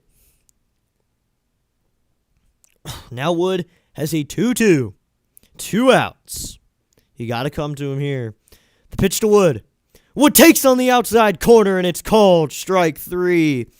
Terrible call there on the outside corner, and that'll end the inning. Strikeout number 2, and led to the 9th, and it's going to be Clayton Beeter for the 9th inning for the Nationals. So now the Nationals are going to have to get it done in the bottom of the 9th, and chances are walk it off, or we'll be headed to extra innings here in D.C. It's going to be Beeter for the 9th. Only one hit given up for Varland, too, but it happened to be a 2-run bomb. So now to be Clay Beeter for the Nationals here in the 9th. I'd really like us to hit 300 views tonight again. And we did. We're over 300. Let's go. You got plenty of people in the chat, so say what's up in the chat. Put how you're feeling. Be sure to hit that like and subscribe button. Tell me about this game, what you think of it. It's going to be Herrera, Burleson, and Walker for the Cardinals to start the 9th.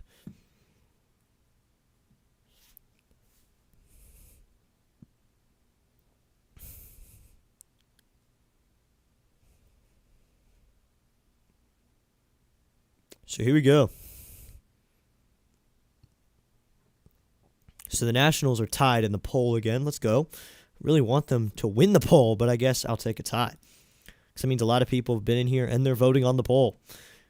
Got plenty of viewers in here for tonight's game. It's going to be the top of the 9th. The Nationals are going to have to get it done. The 9th inning now. You needed to do it in the 8th. And those runs gave up problems. Those 2 runs gave up some problems. Thank you. Awesome broadcast. Thank you so much. Yeah, so those runs are a huge problem. Now you got to score in the 9th. And you got Mead, House, and Lau coming up. 3 very competent hitters, guys who are probably going to get it done. You need something to happen soon, something to happen in the bottom of the 9th, and for Clayton Beeter to go in here and have a good inning. Let's see if Clay Beeter can do it. Here we go. Just remember, this is going to be ahead of me, so let me make the call. 4 games this season, 1 hold with a 3.86 ERA. A whiff percent, or K percent of 16.7. That's pretty good. Coming sets Beeter. Here's the first pitch to Herrera. Swing and a miss at the slider, and it's 0-1.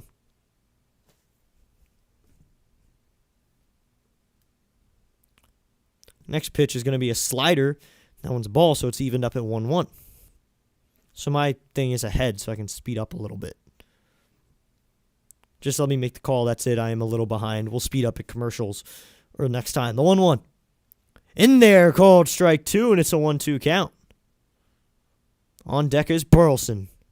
A 1-2 count for Herrera. Beeter sets the 1-2 to Herrera in the dirt ball 2, and that evens it up at 2-2 now. So it'll be 2-2 with no outs. Beater trying to get Herrera out. Gets something good here to start the ninth. Beater sets. Herrera will call time, and he'll take his time here.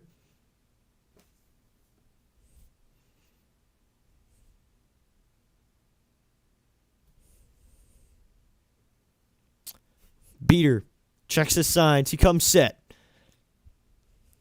The 2-2 on the way.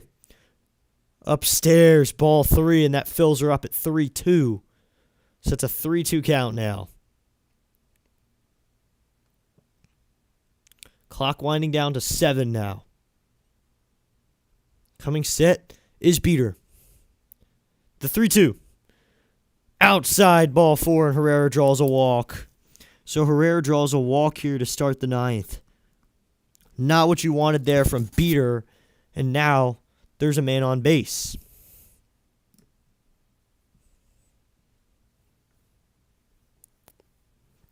So now runner on first with no outs, and that's Alec Burleson up to the plate. A dangerous 3-hole hitter. And you walk Herrera, who is not very fast, though, and that's completely fine. I feel like him on base is not too much of a threat. First pitch to Burleson clips the top part of the zone, and it's 0-1. So I want to know, how behind am I? So I'm not too behind. My screen is just... I'm going to leave it like that. So to be an 0-1 count. Beater sets. The pitch. And Burleson flies this one out to shallow left. James Wood will come in a little bit. And Wood makes the catch for out number 1 here in the top of the ninth. So 1 out here in the ninth. And coming up is going to be Jordan Walker, the right fielder. He has a home run in this game. He had one in a situation like that last game, and round the 8th inning as well. But we're tied here, so we'll see what the Nationals can do.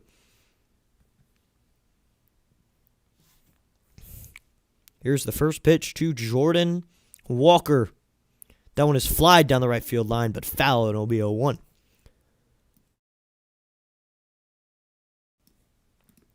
So it'll be an 0-1 count.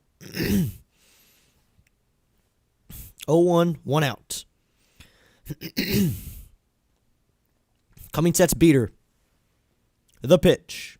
Swinging a fly ball straight back, and we'll do 0-2 now after that foul ball. So 0-2, 1 out.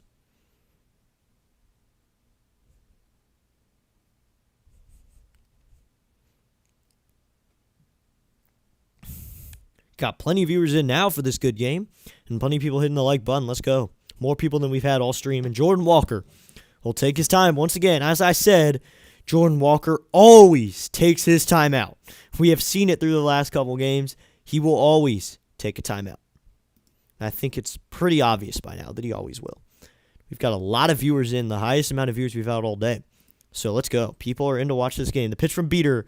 Check swing. Got away from the catcher, Millis, who's now in the game. First base umpire says no, and that would be a 1-2 count. Millis is now in the game as the catcher for Ruiz, who got pinch hit for. Millis had to smother that one, but I think we'll give a wild pitch there. So now in the scoring position is Herrera. Coming set is Beater. They did give him a wild pitch. The 1-2 coming. Swinging a fly ball out to right center field. Going back to center fielder Young at the track. He makes the catch on the track and bangs up against the wall. Herrera has to head back to second so he can't tag. And that's out number 2 here in the ninth. So 2 outs now. Now, Beater will face Nolan Gorman, who's 3 for 4 with 3 singles and a strikeout. So this one can go either way. We'll see which way it goes. Young with an amazing catch, bumping up against the wall. Beater sets.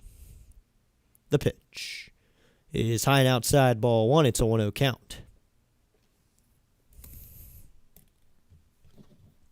So it'll be 1-0 with 2 outs. Herrera to get back to tag, so he couldn't really go anywhere. He had to get back before getting out. Almost got doubled off even. Young is trying to clarify how many outs are there, and are they walking him? Yes.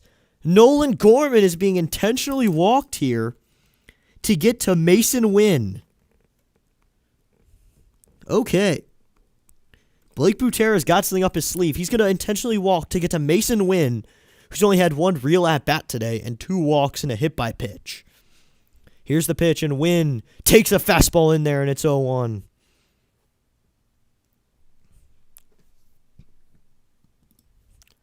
Another person voting for the Nationals. Let's go. Beater checks his signs. He comes set. Here's the pitch. And Wynn grounds this one. Third baseman House makes the play. Goes to first with it. In time for the out. And we'll head to the bottom of the 9th inning. And Mason Wynn has a 4-letter word to go with that ground out as he gets gunned out. So that'll end the inning. No hits in the inning. 2 runners left on after the 2 walks. And a 0 in the book. And we'll head to the bottom of the 9th inning. It'll be Curtis Mead, Brady House, and Dalen Lyle for the bottom of the 9th inning for the Nationals. Wow. Once again, I'm going to say this. We said this last night. If you didn't like baseball before, chances are after this game, you're going to like it. This is the reason we watch baseball. We got the nice comeback win in the 8th last night. Now we got a 9th inning game. 2 teams who are fairly the same type of team, or fairly same skill level. So we'll see what they do. James Wood had a good fantasy baseball day. Same with Abrams. Abrams even got some points on the board. So the Cardinals back to the leading spot in the poll. I would really like the Nationals to win this. And we got someone voting for extra innings. I get that. I would love some extra innings right now if they couldn't score. But if they can score right now, I'll be happy. If we do get extra innings, I would love to see it because extra innings are fun. They really get your blood flowing. We're going to get going. Bottom 9.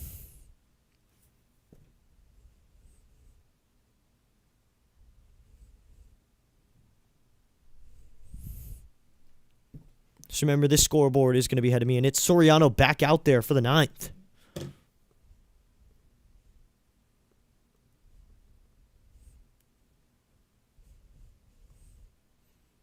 So my screen is just glitching real quickly, but the good thing is I can wait. I can wait a little bit.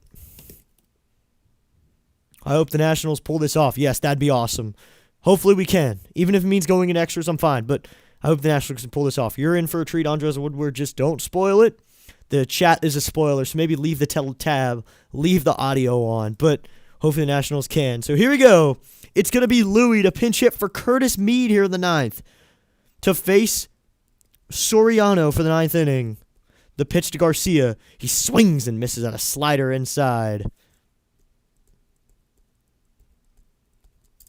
Oh, you're completely good, my man. You are completely good. I've had a good game. We've had some people swing in, but thanks for tuning in now. You're in for a treat. The 0-1 to Garcia. Garcia grounds this one fouled on the first base line. Had a lot more Cardinals fans come in here, though. It's now going to be 0-2. Greg Soriano back out there. Kind of reminds me of not Alfonso Soriano, but Rafael Soriano, if anyone knows him. The 0-2. Garcia grounds this one fouled on the first base line, and we'll do 0-2 again. And 162 subscribers. We now have the perfect amount of baseball games for subscribers. Let's go. I have a subscriber for every MLB game. Let's go. 162. We gained 10 subscribers today. Thank you so much. Now a good day, maybe a Nationals win can make this day better. Garcia with an 0-2 count. It's a shame Wood couldn't hit in this situation. The pitch to Garcia. Inside, ball 1 with a changeup and low. It's a 1-2 count. 1-2, no outs. Come on, Nationals. Yep, let's go Nats. Let's go Nats. The 1-2 to Garcia. Garcia swinging a drive. Deep right center field. Going back is center fielder Victor Scott. Up at the wall, and he makes the catch. Garcia had a bid for a bomb right there, but it does not get out. Louie got every inch of that ball, and it was just not enough to get out of here. Garcia thought he had it too. He started running. He thought maybe it could get out, but it does not get out. And that's not Scott. That's Church to make the catch, who had the home run back in the 8th. So now to be Brady House, the righty-righty matchup. First pitch to House. House takes a slider inside, ball 1. That was a bid for a home run. Wow. Real bid for a home run. I'm going to leave that up. Come on, Nationals. But that was a bid to be gone. 325 average for House. The 1-0 from Soriano. Swinging a ground ball. Third baseman Gorman fields it cleanly. Fires it over to first. Was it in time? Yes, it was. For out number 2. So now it's down to Dalen Lyle, the Nationals' last hope here in the bottom of the 9th inning. I thought Garcia had it for a second. Wow. So now to be Dalen Lyle to hit. Dalen Lyle, he's been pretty quiet today, 1 for 3. He's in a lefty-righty matchup, though. Soriano sets. Pitch to Lyle. Is in there. Called strike 1 with a slider. 163 subscribers. Thank you so much for that new subscriber. You picked a perfect time to subscribe. We got a prime time game right here. Here we go. Soriano sets. 0-1 to Lyle. Lyle swings and misses at a fastball. It's okay. He was all in on it. I'm completely fine with that.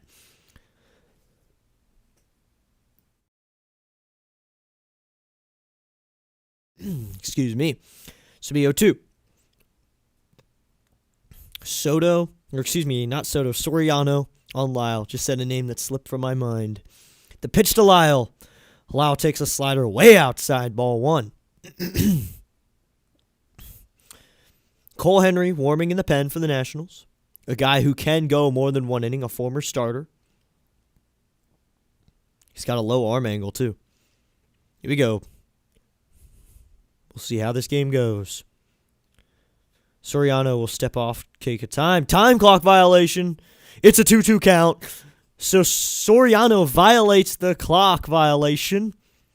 And the Nationals get another ball. So it's 2-2, 2 outs.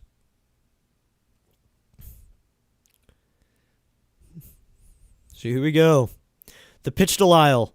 Lyle swings and misses at a fastball. And we're done with 9 innings, ladies and gentlemen.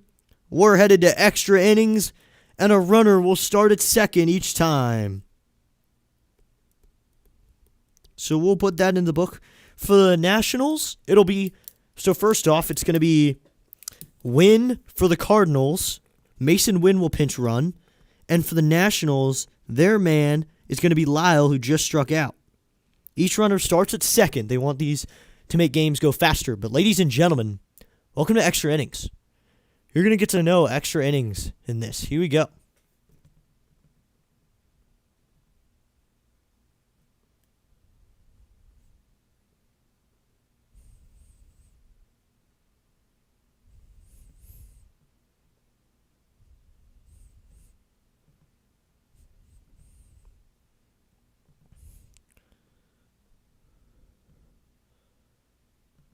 So now my feed isn't working, but I'm trying to get it up again.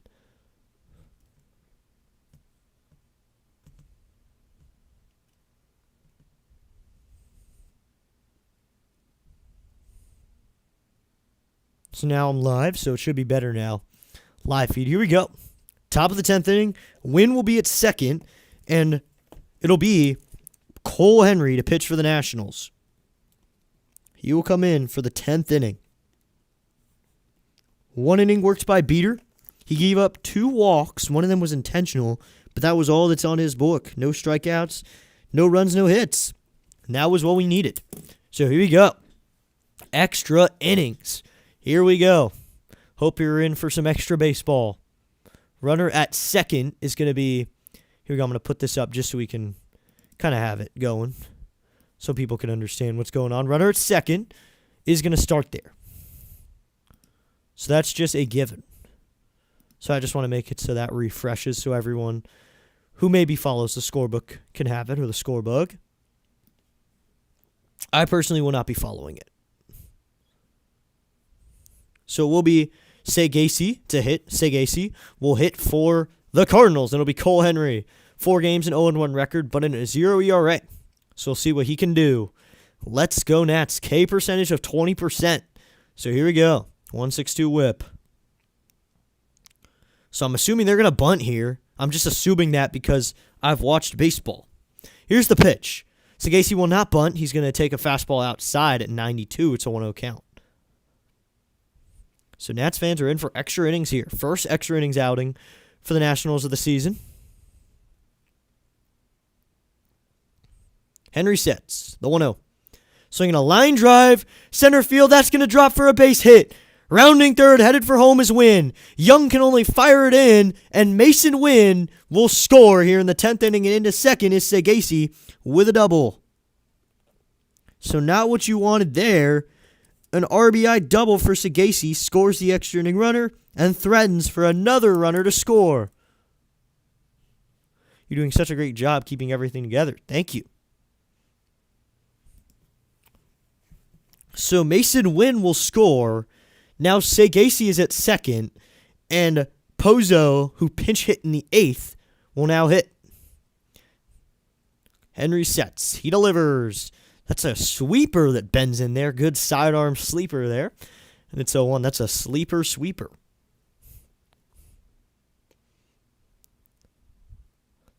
Cardinals probably going to warm someone up as well. But the Nationals, if they score 2 runners, the pitch to Pozo, and he flies it out to right, but it's going to go into foul ground and out of play, so it'll be 0-2 now. So it'll be 0-2, no outs. Yohel Pozo is 0 for 6 this season. So he's not a chance, and he's 0 for 1 today. So hopefully the Nationals can keep that 0 streak going.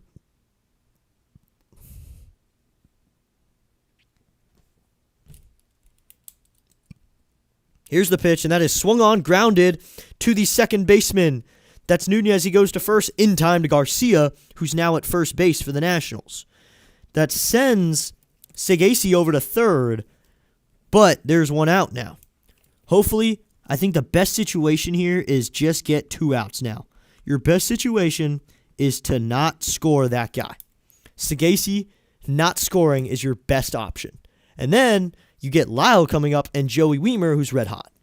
So now it'll be Church, the 9-hole hitter who had the home run to tie this game. That's high with the cutter at 91 miles an hour. It's a 1-0 count. Church had the clutch home run in the 8th inning to put them to 5-5. Nathan Church, not usually a home run hitter, hitting 148 on the season, 4 RBIs with a 4.38 OPS. His first bomb, the pitch from Henry, and he swings through that fastball at 93, and it's a 1-1 count. So if you can just keep it to 1, that'd be great. I think that's your best situation. Some Nats fans are getting up. You can't get up in this situation. The 1-1. Inside ball 2 with a 94-mile-an-hour fastball from Henry, and it's a 2-1 count. So 2-1, 1 out. Henry gets his signs. He's wearing a long red long-sleeve shirt under his white jersey. So it's important he stays warm in the decently cold weather in D.C. The 2-1. Swinging it in on the hands, foul ball, and now it's 2-2. Millis will get a new ball for Cole Henry.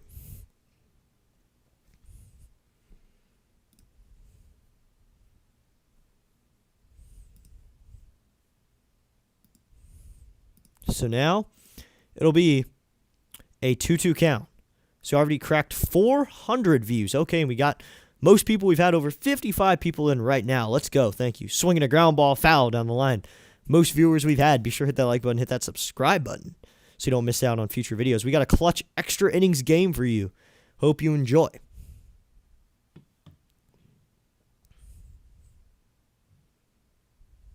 Got plenty of viewers in here. We got 22 likes now. Let's go. 2-2, 1 out. On deck is Weatherholt. The 2-2. Swinging a foul down the left field line. Out of play. We got 22 likes on the stream tonight. Thank you, everybody who has hit that like button. We got plenty of people in the chat. We've gained over 10 subscribers now. We're now at 11. The 2-2. That's a sweeper that dunks into the zone. Called strike 3. Strikeout number 1 for Cole Henry. So now that's 2 outs. and a chance to retire Weatherholt and only leave this by letting the extra inning runner score. Henry getting it done. So there's 2 outs now. And that'll bring up J.J. Weatherholt to pitch. And Weatherholt lines this one to right, ranging over is Weimer. And Weimer can't get to it. That's a base hit to the corner. Weimer having to track it. He'll fire it in. Weatherholt will stop at second, and he's got a double, and it's a 7-5 game. Wow, not what you wanted there. So J.J. Weatherholt doubles down the right field line, and now the Cardinals have a 7-5 lead here in the 10th. So now if the Nationals want to keep playing, they're going to have to score 2 guys in the 10th. And thank you so much. We just gained 3 subscribers in a row. We just went from 163 to 166. Thank you so much for hitting that subscribe button. Way past our goal of 160 for tonight. Thank you so much, guys, for subscribing. Now it's the pitch to Herrera, and that's a sweeper that'll dunk in there, called strike 1. So it's a 7-5 game now.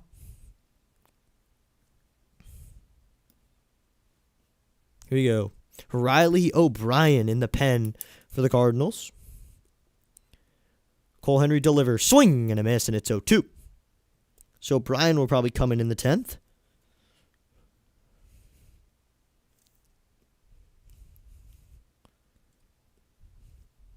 Soriano had a good 2 innings of work. No hits, no runs. The 0-2 to Herrera. Swinging a line drive. Caught by Brady House on a dive. What a web gem. Oh my gosh. What an absolute web gem. Brady House with a diving catch on a line. What a play. Wow, to end the inning. Wow, that deserves a star in the book. And now we're to the 10th, but this is not a good situation. So we just went to 167 subscribers, and Spencer Waddle. Nice job tonight, man. Thank you so much, sir. That is very nice of you. This has been a tough game to call, but a fun one, too. New subber. Love your broadcasting. Hashtag keep pushing. Thank you, Bald Man. Subscription for subscription, right? Danbury. Oh, I got you. I'll subscribe. I can do that. I'll go that right now. If you put that, I'll subscribe to you. There you go. Danbury Gaming. There you go. There you go. Just subscribe to you. Thank you for subscribing, Danbury Gaming. But love your boss. Keep pushing. Thank you so much, sir. Bald Man 5K. And nice job tonight, Spencer Waddle. Thank you so much for hanging out with me tonight. We're up to 167 subscribers. Wow. So we just gained 4 in just that at bat alone. So now we're going to head to the bottom of the 10th. It's going to be Dalen Lyle at second. Joey Weimer is going to hit for the Nationals. Be nice if Joey Weimer did something cool right here. That'd be interesting. Let's get Joey Weimer doing something amazing. That would be amazing.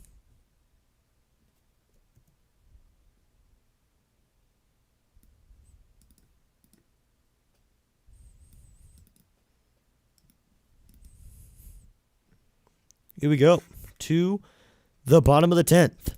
Lyles at second will be Weimer, Abrams, and Young. 3 very different types of hitters, but it's going to work. Weimer, he's been hot. Abrams been red hot. And Young's more of the guy who if you need a bunt, he can bunt. And we're going to get a pinch hitter here. Vivas is going to pinch hit. Jorbit Vivas is going to pinch hit for Joey Weimer here in the 10th. So I'm going to say that he's going to bunt here. I'm just going to assume here he's going to bunt. But do you really need a bunt right now is my question. So Riley O'Brien is coming into the game. He's a righty. Only 3 bullpen arms used for the Cardinals tonight. Thanks for tuning in, everybody.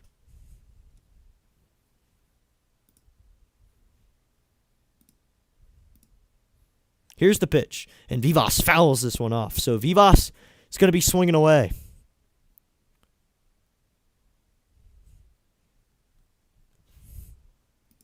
So Vivas is hacking. Here we go. It's going to be 0-1. Runner at second is Lyle. Vivas is hacking. The 0-1. Vivas takes it inside. Appeal, no, as he check swung there, but it's going to be no.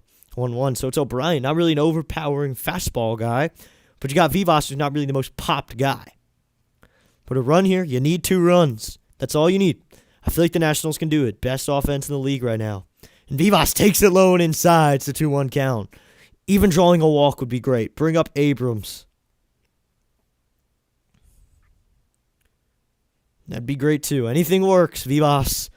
Anything you do, Vivas. And Vivas has been one of my favorite players this season.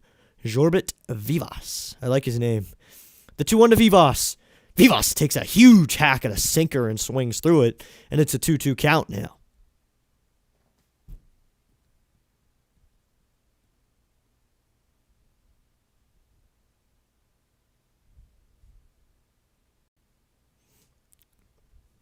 And here we go.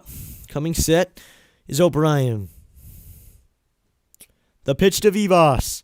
Vivas takes a sinker outside, and that fills her up at 3-2. 3-2. Runner at second. No outs. Trying to get something done here. O'Brien sets. The 3-2 on the way. Inside, ball four. Did that get him? That got him. So Vivas is hit by the pitch, and he's on first. Vivas has done it. He'll bring Abrams up as the winning run, and he'll hit. Here we go. C.J. Abrams, possibly the hottest National right now at the plate. And the Cardinals don't have Soriano to pitch. Abrams has 2 hits today and a strikeout and a walk. Both hits are singles. Let's see what Abrams can do. He's 2 for 3. 316 average on the season. 4 home runs with 14 RBIs and a 105.4 OPS. Here we go. Abrams to hit. It's a lefty-righty matchup. Coming set is O'Brien. First pitch to Abrams. Abrams takes a sweeper that's in there. Called strike 1, and it's an 0-1. So it'd be 0-1, no outs. Runners at first and second. Just anything for Abrams would be helpful. Here's the pitch. Abrams swings and misses at a sinker that dies low. And it's 0-2. I mean, by this point, you just got to score at least 1 run. At least get us on the board. Even if we're going to lose with dignity. Get 1 in extra innings. Then the Cardinals got 2. The Nationals need 2 to send it to the 11. And they needed 3 to win it. The 0-2. And Abrams swings and misses at a sweeper. Low and inside. Strikeout number 1 for O'Brien to get out number 1 here in the 10th. So now that'll bring up Jacob Young. Jacob Young, a slap hitter type of guy. Contact. He's 0 for 3 today. Looking for that first hit of the day. Coming sets O'Brien. The pitch to Young. Young takes a sinker in there called strike 1, and it's an 0-1 count. Both teams have a challenge back if they want to use it. Both teams have an ABS. Young does have a sack bunt in the game. O'Brien sets. The 0-1 to Young. Young swings and grounds this one into no man's land. Third baseman chasing after it. Fires it to first. Picked by Burleson. And they want to challenge it. So I think the Nationals might challenge this. Both runners move up. But either way, it's a ground out. We'll see what the Nationals say. First base coach Ray wants to challenge it. Corey Ray wants to challenge. That was a chopper. And Lau was already on the move. Third baseman Gorman came charging in. And Young ran as hard as he could to try to beat it out. But I think he's out. Young was running hard, though. Yeah, he's out. By half a step, he's out. So now there's runners on second and third with 2 outs. And Nasim Nunez to hit. Here's the pitch to Nunez. Nunez takes a fastball or slider on the outside corner, and it's 0-1.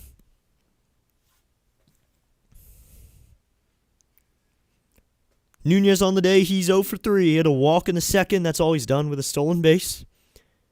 Here's the pitch to Nunez. Outside, ball 1 with a sinker, and it's evened up at 1-1. 1-1, 2 outs.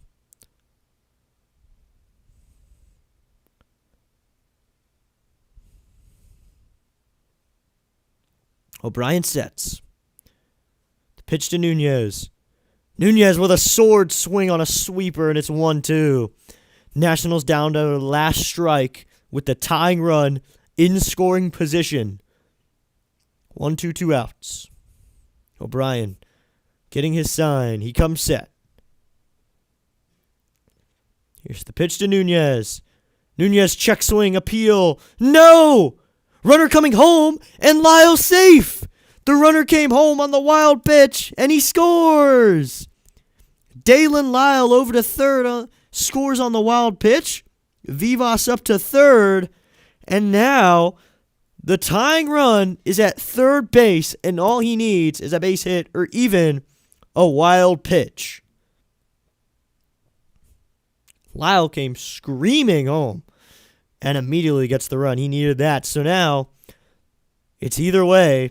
Anything can happen here. We could head to the 11th. I don't know. Here's the pitch to Nunez. Swing and a miss. And this one is over. O'Brien gets out of it, and that is the game. Ladies and gentlemen, that ends it. Wow. Great ending. Down to the last minute. I mean, little things to talk about here, but, I mean, just a good game. I mean, it's obviously a good game. 7-6 ending. The bullpen, again, it's the bullpen. I mean, if you were here at the beginning of the game, we got 62 people in here right now. Oh, my gosh. 31 likes. Okay. So I got to redirect 32 people now. Wow. Good game. Good game. I will give them that. It was a good game, and it was fought by the bullpens, which aren't very good bullpens. And they happened to put together a good game because both teams were scoring. So both teams were playing in an element they aren't good at. And it was kind of a battle of bad. I mean, that's just one way to describe it. A battle of bad. Who has the worst bullpen? Whose bullpen is going to survive longer? And the Cardinals' bullpen survived longer. The Cardinals' bullpen brought a little extra today. And I guess they came ready to go. So I got our redirect for tonight. We're going to play-by-play with JJ tonight, ladies and gentlemen. In just a minute, when I finish up this postgame, just this rant. The Nationals are a good team. We are a good offense. I think tune up the bullpen, tune up the offense a little bit in general. Just those little things. And this will be a good team. It's just the little things. The bullpen, just learning to hold the lead. I mean, learning to hold the lead would be very effective. I think they deserve that. Baldman 5K. Like. He put all the likes in there. Let's go, Baldman 5K. Thanks for tuning in, bro. Thanks for tuning in tonight. I want to redirect you to play-by-play with JJ. He's one of my favorites. And be sure to say what's up to him. I'm going to go into his broadcast, say what's up. But just work on the little things. The bullpen is the big thing. And I talked about at the beginning of the game, the bullpen would make or break this game. They broke it. And that's how this game ended. Thank you so much, everybody, for tuning into today's broadcast and making this broadcast so successful. There you go. There is your redirect link. Thank you so much for coming to today's broadcast and coming in and listening to me talk about sports for 10 innings. Thanks, man. Hey, thank you. Thanks for tuning in at the end of the game. We'll be back this weekend with more Washington Nationals play-by-play. In the meantime, head over to play-by-play with JJ. He's right there. I will see you all later on District Nation, YouTube's home of Nats, Mavs, and Commanders. I will see you all later. Thank you so much for tuning in to today's game. Thank you so much.